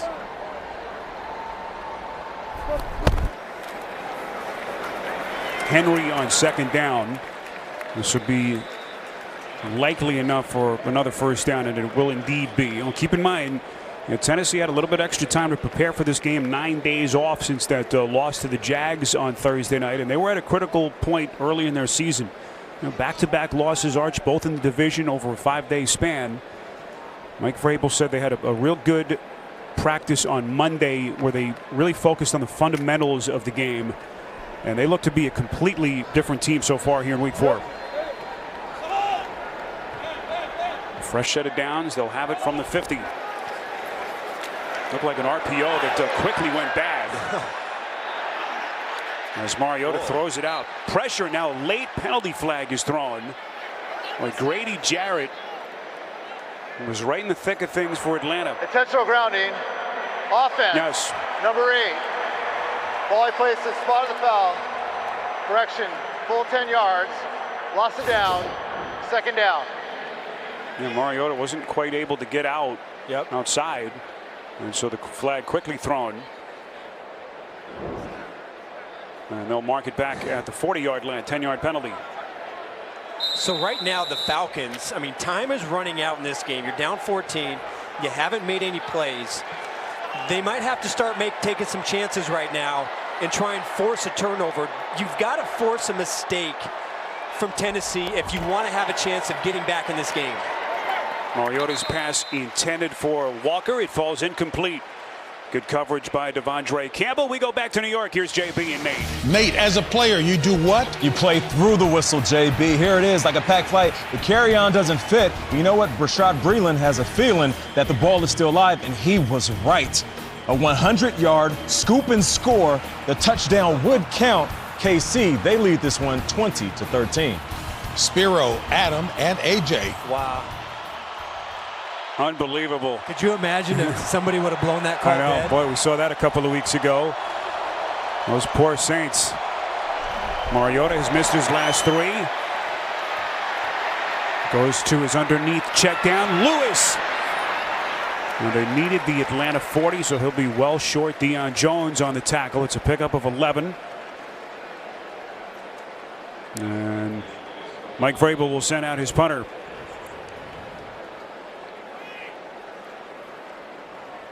So here's Kern, who's had a nice little afternoon. And back deep to return is Sanu at around the 10-yard line.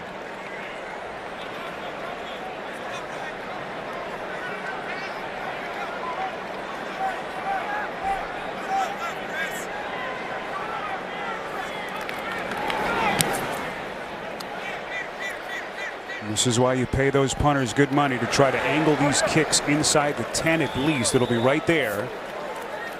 39 yards on the punt by Kern, as they will give way once again to Matt Ryan. Oh, next Saturday, it's the best game from the best conference as the 7th-ranked Auburn Tigers travel to Gainesville. They'll take on 9th-ranked Florida. And their rejuvenated offense led by quarterback Kyle Trask. It all starts with college football today, 3 Eastern time right here on CBS. As we continue here in Atlanta, home of the SEC championship game. And of course you can see right here on CBS. Good news for Atlanta. Alex Mack is back over the football. And everyone can breathe a sigh of relief, at least on that offensive side for Atlanta. But meantime, those penalties continue. Offense, number 76. 5-yard penalty, first down. It's on Caleb McGarry. Again, we told you earlier, the second of their 2 first-round picks. Young man who's been through a lot physically, had that heart procedure before the first preseason game. Missed a bunch of the training camp and preseason, but got himself ready. Tweaked his knee week 2 here against Philly, but trying to grit his way through. Ryan completes to Sanu as he's out across the 10 for a pickup of 7. Arch, you've been impressed with this Tennessee defense. There's no question. This is a high-powered offense, but they've been all over the place. Tight coverage, getting pressure in the key moments. Excellent tackling, giving Freeman nowhere to run. And when they've needed to make a play on 2 4th downs to get off the field, they've been able to make that play. That man right there, Dean Pease, has to be extremely pleased with the way the defense have come to play against such a talented offense. Little misdirection, a couple of fakes on the handoff by Ryan.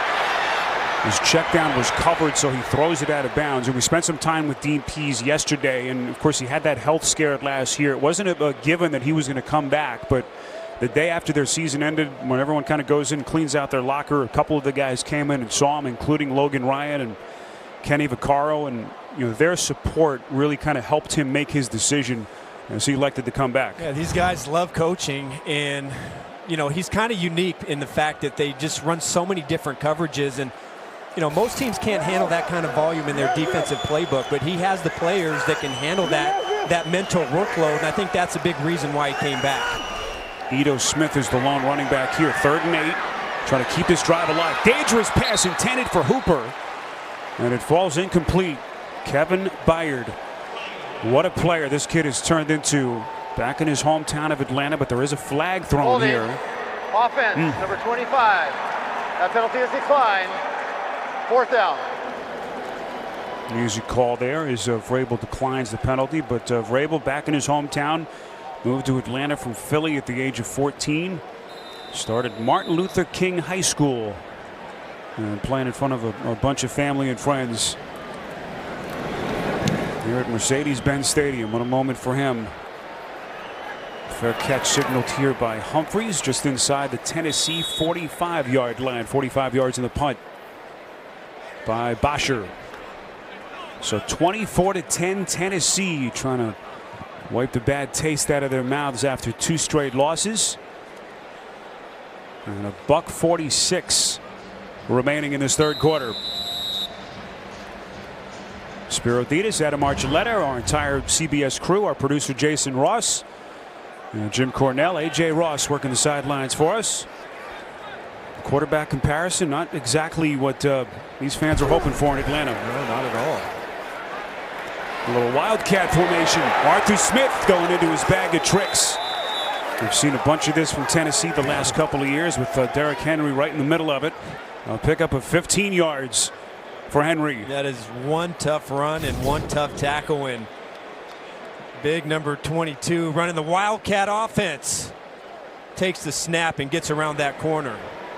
Hasn't been a big factor in this game. Again, Tennessee opting to go with more of a timing passing game, which they haven't shown much, and I think their effectiveness has really caught Atlanta off guard. See a mixture of Henry's numbers. Here he is again.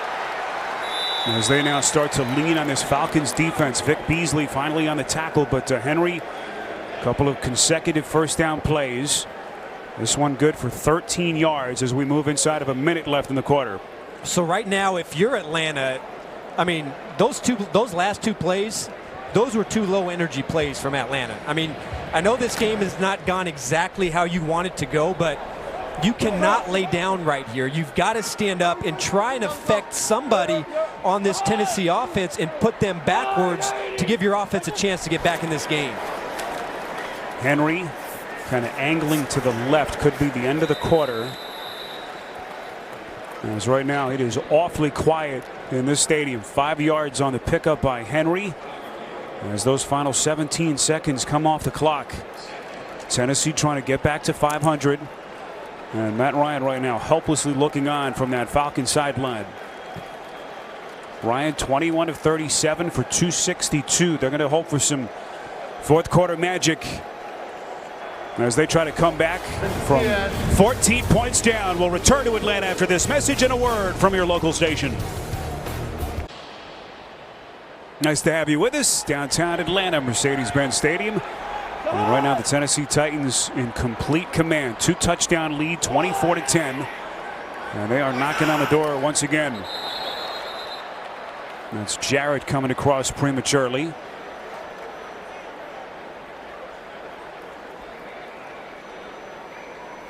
Neutral zone infraction. Defense number 97. That 5-yard penalty results in a first down. That's the third defensive penalty against Atlanta today.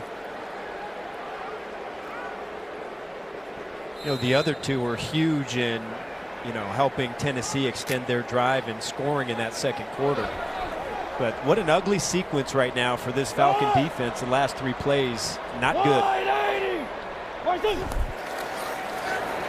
So 1st and 10. Mariota in trouble. Football comes loose. We'll see what the officials say here, what the ruling is. And it looks like they're going to say incompletion. John Kaminsky was applying the pressure. And now the flag is thrown. So the ruling is that the arm was coming forward. Sure looked like it to me. Which would mean it would be perhaps an intentional grounding. This is going to be interesting. After discussion on the field, the ruling is an incomplete forward pass. Number 22 was in the area, therefore there's no foul for intentional grounding. Okay. It'll be 3rd down. 22 and 81, Jonnu Smith, the tight end, were both in the area. But when did that ball come out? It's actually 2nd down here. Our referee is John Hussey. So Spiro, they quickly get it sorted through. That's the play right there that Mariota just cannot have. You've got to lead. You're in field goal position. You've got to take better care of that ball in that situation and not try and do too much. He's lucky they retain possession here. They keep it on the ground on 2nd down. Let's quickly bring in Gene Steratore, our rules analyst from New York. Gene, take us through that last sequence. In this play, even though Mariota, we know he's trying to get rid of this football to avoid loss of yardage, we do give a lot of leeway as to someone being in the area. 22 is in that vicinity, so you kind of lean to making that not a foul. And it's good communication by the officials to let the referee know that 22 is somewhere in that neighborhood. All right, Gene, thank you very much. Officials quickly made their ruling, and now 3rd and 8 as Atlanta's defense trying to get off the field. They desperately need a stop here if they're going to stay within striking distance. Mariota quickly tucks it away. Football's loose again. Oh, my. Boy, let's see where they marked the football. They needed the 9 for the first down. Boy, did they catch another break. Huge. Looks like they're a little bit short. Official signaling 4th down. I mean, that's really Atlanta's best chance to come back in this game in 2 plays in a row. This time, this is just a quarterback draw. Should be a pretty conservative play. But boy, what a job right there by Adrian Claiborne to punch that ball out. I mean, so you have played a really nice game if you're Mariota. But this is the 2 places in this drive you've got to take care of that ball. Arch, what do you think? 4th down. I'm fine with it. You've been running the ball pretty well here, and you've got a big back that can pick up a yard. They need a yard. That's Davis in motion. The give to Henry, and he is stood up. Vic Beasley making first contact. Exactly what Atlanta needed there as Henry dumped for a loss of a yard. Falcons get it back, trying to come back from the dead. Well, one word you would not use to describe Mike Vrabel would be timid, as he elects to roll the dice. They come up short on 4th down. Vrabel trying to extend to potentially a 3-touchdown lead, but it remains 14 points. As Matt Ryan back onto the field, early stages, 4th quarter. High pass intended for Julio Jones, and it's incomplete. They go right at Malcolm Butler. Take us back to the 4th down play. Just penetration here from Tack McKinley, and then look at on the other side. Look at what they do to Jack Conklin. And McKinley just goes right through the tight end, number 81, Jonnu Smith, and Conklin gets driven right back. That's by Alan Bailey on the other side. And the Falcons, maybe a little surprisingly with the way that last drive was going, stack up Henry and make a huge play. Well, the question now becomes, can Ryan and this Atlanta offense get itself going? Julio Jones, by the way, just 3 catches. If you've just tried to Sanu paying a heavy price. He is stuck. Reggie Gilbert, his 2nd appearance of the season. He came over in a trade from Green Bay right at the end of the preseason. They wanted to get a good look at him, and here he is. One of the benefits of playing zone coverage, breaking on the quarterback and getting a chance to get a nice stick. Well done. Sharif Finch, actually a surprise scratch today, and the biggest reason was to get a look at Gilbert. Huge play, 3rd and 4. Wobbly pass from Ryan. It is caught by, they say incomplete. Ito Smith couldn't corral it. And a quick sequence here to get us to 4th and 4. And right now, Ryan and the offense staying on the field. Yeah, I think, this is not ideal. This is 4th and 4. If you don't pick this up, chances of winning the game not very good, but you're down 2 possessions, and you've got time's running out here in the 4th quarter. So I think the way this game has gone, you've got to make your best chance of trying to score on this drive. Still a lot of time on the clock, 12 and change. Quinn's going to go for it here on 4th and 4. It is caught by Sanu for the 1st down. A pickup of 8, and everyone exhales here in Atlanta. I know it's a risky call, but if you punt it, you're basically gonna die a slow death. Like, to win this game for Atlanta, you've got to make something happen, and you've got to be aggressive to try and take it, because the way the game has gone, it hasn't really worked out in your favor. So I'm fine with that call. Ryan over the middle gets it to Freeman, wiggles his way out to the 35-yard line. Hard to believe it's about 2-3 years since that Super Bowl loss. They had that good season the year after, but last year just 7-9. They had to win their last 3 games to get to 7 wins. They missed the playoffs, and Arch, suddenly you're potentially staring down the barrel of a 1-3 start. It's a huge final 11 minutes and change here for the Falcons. Ryan on 2nd and short goes back to Freeman.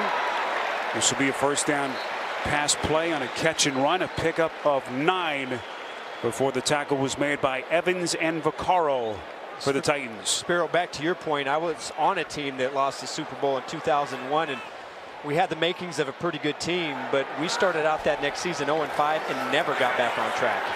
Ryan initially escaped, but he's going down. 4th sack of Ryan today. And kind of been the story of the day. 1 step forward, Arch, 2 steps back. It's a loss of 5. How about this athletic play? 54, Rashaan Evans, a little up and spin and around. I kind of ran out of adjectives here to describe this, but look at that. Just set up both the center of the guard, goes airborne. Lucky he didn't get a penalty there for launching, but really an athletic move inside. Injured Titan is Cameron Wake. And the athletic trainer is onto the field. So 14-point Tennessee lead as they work on Wake. The NFL on CBS is sponsored by Burger King. Try the all-new Impossible Whopper, made from plants. T-Mobile, now connecting 99% of Americans. T-Mobile, America's network. And by Pepsi. Always be celebrating.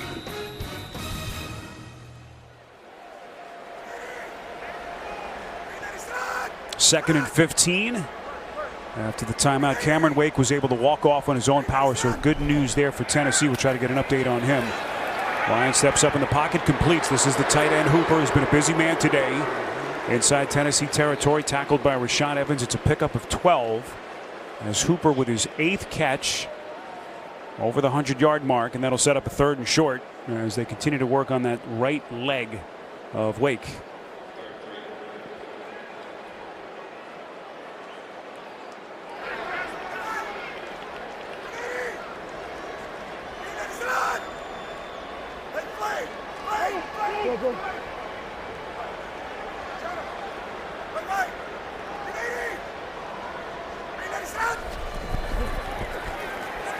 Ryan from the gun, up to seam, it's caught.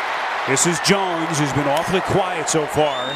It's only his 4th catch of the afternoon, his 1st of the second half. Tackled by Amani Hooker for the Titans. Yeah, huge void in the zone, and it looks like a miscommunication. It looked like Malcolm Butler played man-to-man coverage, and Adoree Jackson inside was playing zone coverage, and Matt Ryan found Julio Jones in the open zone.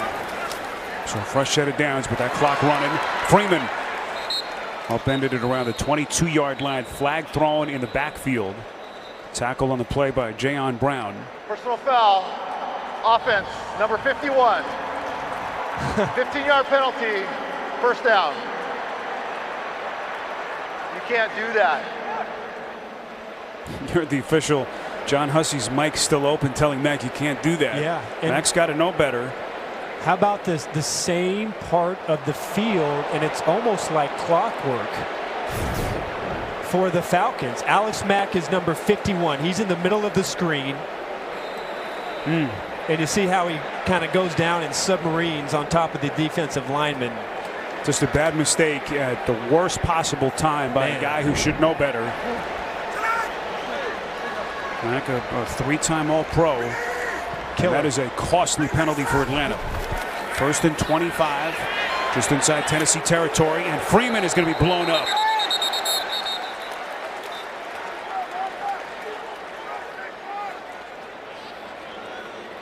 Malcolm Butler on the tackle. Arch, I hate to sound like a broken record, but it's been the story of the day.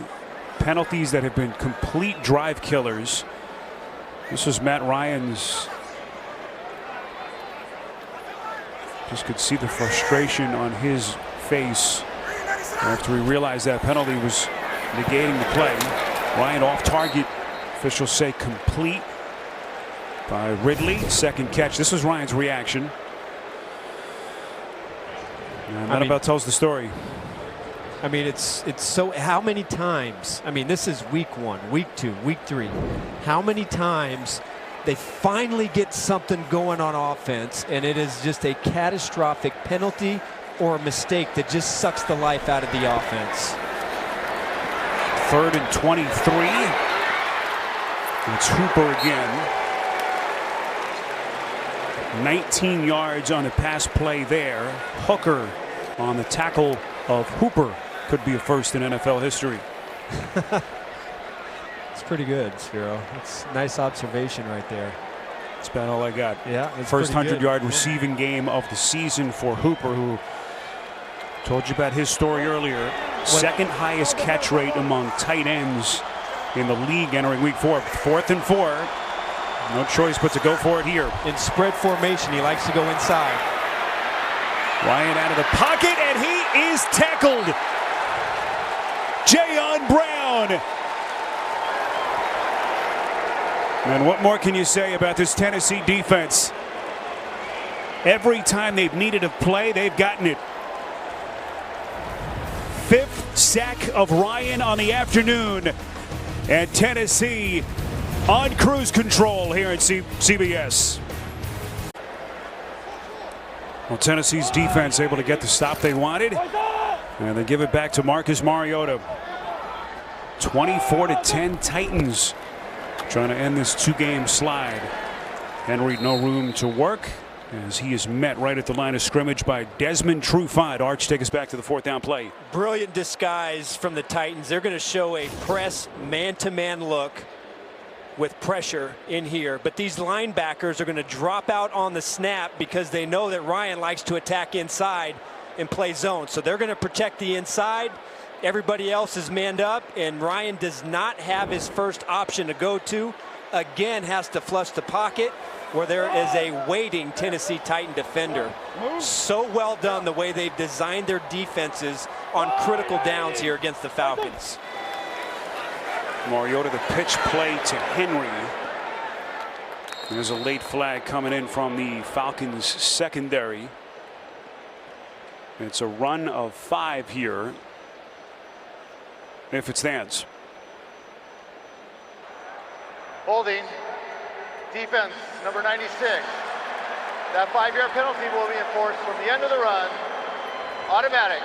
First down. All right, that's on Davis. In the meantime, we go back to New York. JB and Nate. Colts within a touchdown. That's right. Here's Jacoby Brissett to Chester Rogers. A little quick speed right, 17. Chester, he gets the touchdown, 4 yards. Jacoby has 2 touchdowns on the day. They are up 24-17. 5:27 left in regulation. Back to Spiro Ditas. All right, guys, what a huge road win that would be for John Gruden and the Raiders. As we cross the 6-minute mark, 4th quarter in Atlanta. Titans trying to get what would be a big road win for them here in week 4. Henry has a nice gaping hole running right. A pickup of a half dozen, tackled by Devondre Campbell. A reminder to stay tuned for the NFL Today update delivered by Pizza Hut, time permitting. Join JB, Phil, Nate Boomer, and Coach Cower. Get you all the latest NFL scores and highlights. Well, the other good piece of news for Tennessee, if they can hold on and win, they get Taylor Lewan back next week. They're all-pro left tackle who is serving the final game of his 4-game suspension for PEDs. What an addition and what a sight for sore eyes he's going to be next week at home against Buffalo. On 2nd and 4, this is Henry. And Arch, this is how it goes. You know it full well as a player. The wild pendulum swings week to week in the NFL. 2 straight losses in the division. And suddenly you're back to 500 with a chance to get over next week at home. But, you know, this is good when you've got your all-pro left tackle. He's coming back. We know that the Titans have had some issues up front. You know, the inside, both guards really had a hard time about 10 days ago against Calais Campbell and the Jacksonville Jaguars. But you've got to believe that when Taylor Lewan comes back and kind of solidifies that left side and gets behind Roger Saffold, the new left guard, that the production is going to start to come back in the running game when they run behind Lewan. Henry here running right. First down and more. Football comes loose. And Falcons just can't seem to catch a break. Now, one of the guys you saw in that last graphic was Nate Davis, inactive the first 3 weeks of the season. He's making his debut today. 3rd-round pick out of Charlotte. They were very excited about him. Undisclosed injury that had him on the shelf. But the injuries that they've had, Jamil Douglas struggling a little bit at that right guard position. So Davis getting his first taste of the NFL. And didn't know exactly how it was going to work out today because he just didn't get a lot of reps in training camp. And it's real difficult when, you know, your main reps come in live action. So, you know, I don't even think that Mike Vrabel knew how he was going to react to playing today, but seems like he's done a pretty good job. This drive continues as this Falcons defense, Arch, just looks tired at this point. They've been on the field a lot here down the stretch. It's a run of 8, and the last thing you want to see coming at you when you're tired is big Derrick Henry, who is over the 100-yard mark. 23 attempts for 101 yards. Falcons will take a timeout. With 3:43 remaining in this 4th quarter. A reminder coming up next, it'll be game 2 of our doubleheader. As most of you will be headed to Chicago, Khalil Mack and the Bears facing a tough divisional battle when they entertain their NFC rivals from the north, the Minnesota Vikings, right here on CBS. As week 4 continues around the NFL, look at Marcus Mariota's numbers. He has been among the storylines, 221 yards. And you saw that Jacksonville-Denver game. We were told Jalen Ramsey inactive, Arch, for the Jaguars as that soap opera continues. Well, he's sick and he has he's got a kind of back soreness, right? So back soreness. His wife was due to give birth. He's got a lot going on. A lot going on, man. Yeah, I mean, can we give the guy a break, Spiro? Really harsh on some of these players. It's a tough spot for Doug Marrone in Jacksonville as they try to navigate through the early part of the season. And speaking of that, there's going to be a lot of questions that have to be answered for Dan Quinn as Atlanta march close here to falling to 1-3 on the season, and now they have to hit the road for the next 2 weeks at Houston and then going to the West Coast to take on Arizona in week 6. It's a team that missed the playoffs last year, 7-9. He's trying to pick up the pieces. Little misdirectional play. Darius Jennings, first time we've called his number today. He's got a first down run here on the end around. And it's a pickup of 6 as Atlanta will take its 3rd and final timeout. Well, the South is a division that always kind of seems to be up for grabs. Houston and Indianapolis at the moment are both down. Arch, if you're in the division, you've got a chance. You have a chance. If there's one thing we know about the AFC South, that it is so inconsistent.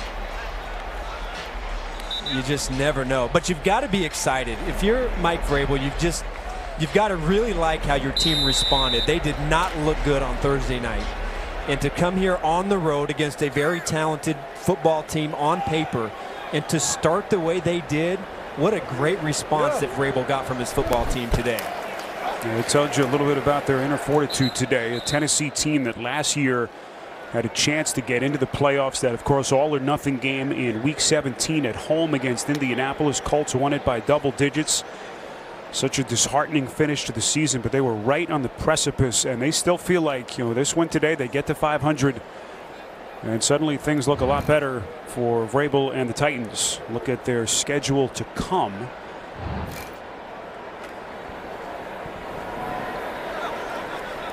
As they will head home next week to take on the Buffalo Bills.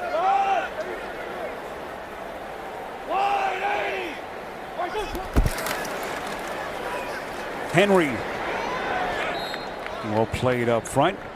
Henry held in check last week, just 44 rushing yards. He's been so good. We saw that graphic earlier, Arch. You go back to about week 14, week 15 of last year, his numbers up with any running back in the NFL in terms of production. And, we've kind of beaten this drum quite a bit today. The big question was, how can this offense function when you don't have a running game? Maybe it's not Derrick Henry's day, and you don't have a play action game, when they have to win with a traditional drop back passing timing game. And today, the way they started out, getting some tempo, hitting those quick passes, and the wide receivers making plays, if they can build on that, now you're going to have a tough offense to stop. This will take us to the 2-minute warning as Henry is just barely able to get back to the line of scrimmage, tackled on the play by Alan Bailey. 14-point Tennessee lead as they come up on their 2nd win of the season. The NFL on CBS is sponsored by Geico. 15 minutes could save you 15% or more on car insurance. And by Indeed, the world's #1 job site.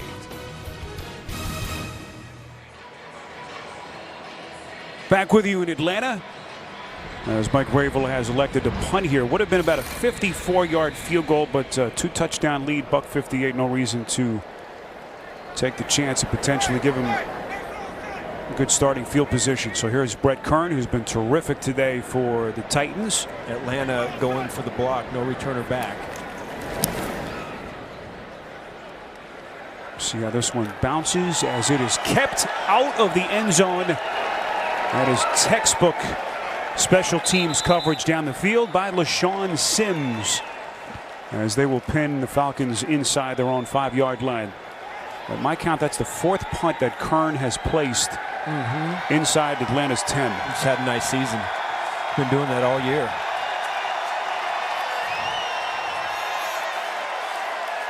And the Titan fans making themselves heard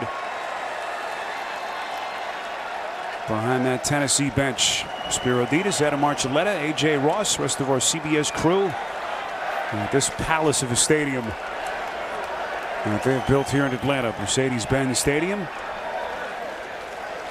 It's just not much to cheer about for these hometown fans, as the Falcons are going to fall to 1-3 here on the season. Ryan from the end zone. That is caught by Ridley, and he is pounded. Malcolm Butler. Archie, talk about the top defenses around the league, and for some reason Tennessee is still not one of the first units that come out of your mouth, but yeah, you should start to get some more respect. You start playing games like this against high-end competition. The attention will start to come. This is a good, high-quality defense that just does not make a lot of mistakes. In the meantime, we know what a positive guy Dan Quinn is. A couple of years with Pete Carroll as his defensive coordinator in Seattle. It's go time now. 1-3 with a couple of road games coming up. No doubt. See where Ryan goes here. Check down to Freeman. Tackled at the 33. No doubt that this is going to be a challenging week for Dan Quinn, because they really thought that being here at home, they were going to turn the page, that the mistakes weren't really consistent with who they are and who they have been. But it's kind of been the same story. And I just think when you look on the defensive side of the ball, they just need more playmakers, and they need more players that can affect the game at different levels of their defense. They just haven't been able to make the plays on a consistent basis this year. It's Ito Smith, and one of those guys that they had was Keanu Neal. Yep. That just awful Achilles tear last week that ends his season. So basically 2 straight years wiped away for that young stud. Pro Bowler a couple of years ago. So they're going to have to search for some other answers. To play this style of defense that Dan Quinn wants to play, you need game changers and you need difference makers. And I'm not sure how many of those guys they have on the defensive side of their roster. This one comes to an end. Frustrating day for Matt Ryan and the Falcons as Tennessee comes to Atlanta and puts a hurting on the Falcons. 24-10 is the final for Artem Archuleta. AJ Ross, Spiro Dita saying so long from Atlanta. Now let's get you to James Brown in New York for the NFL Today update delivered by Pizza Hut.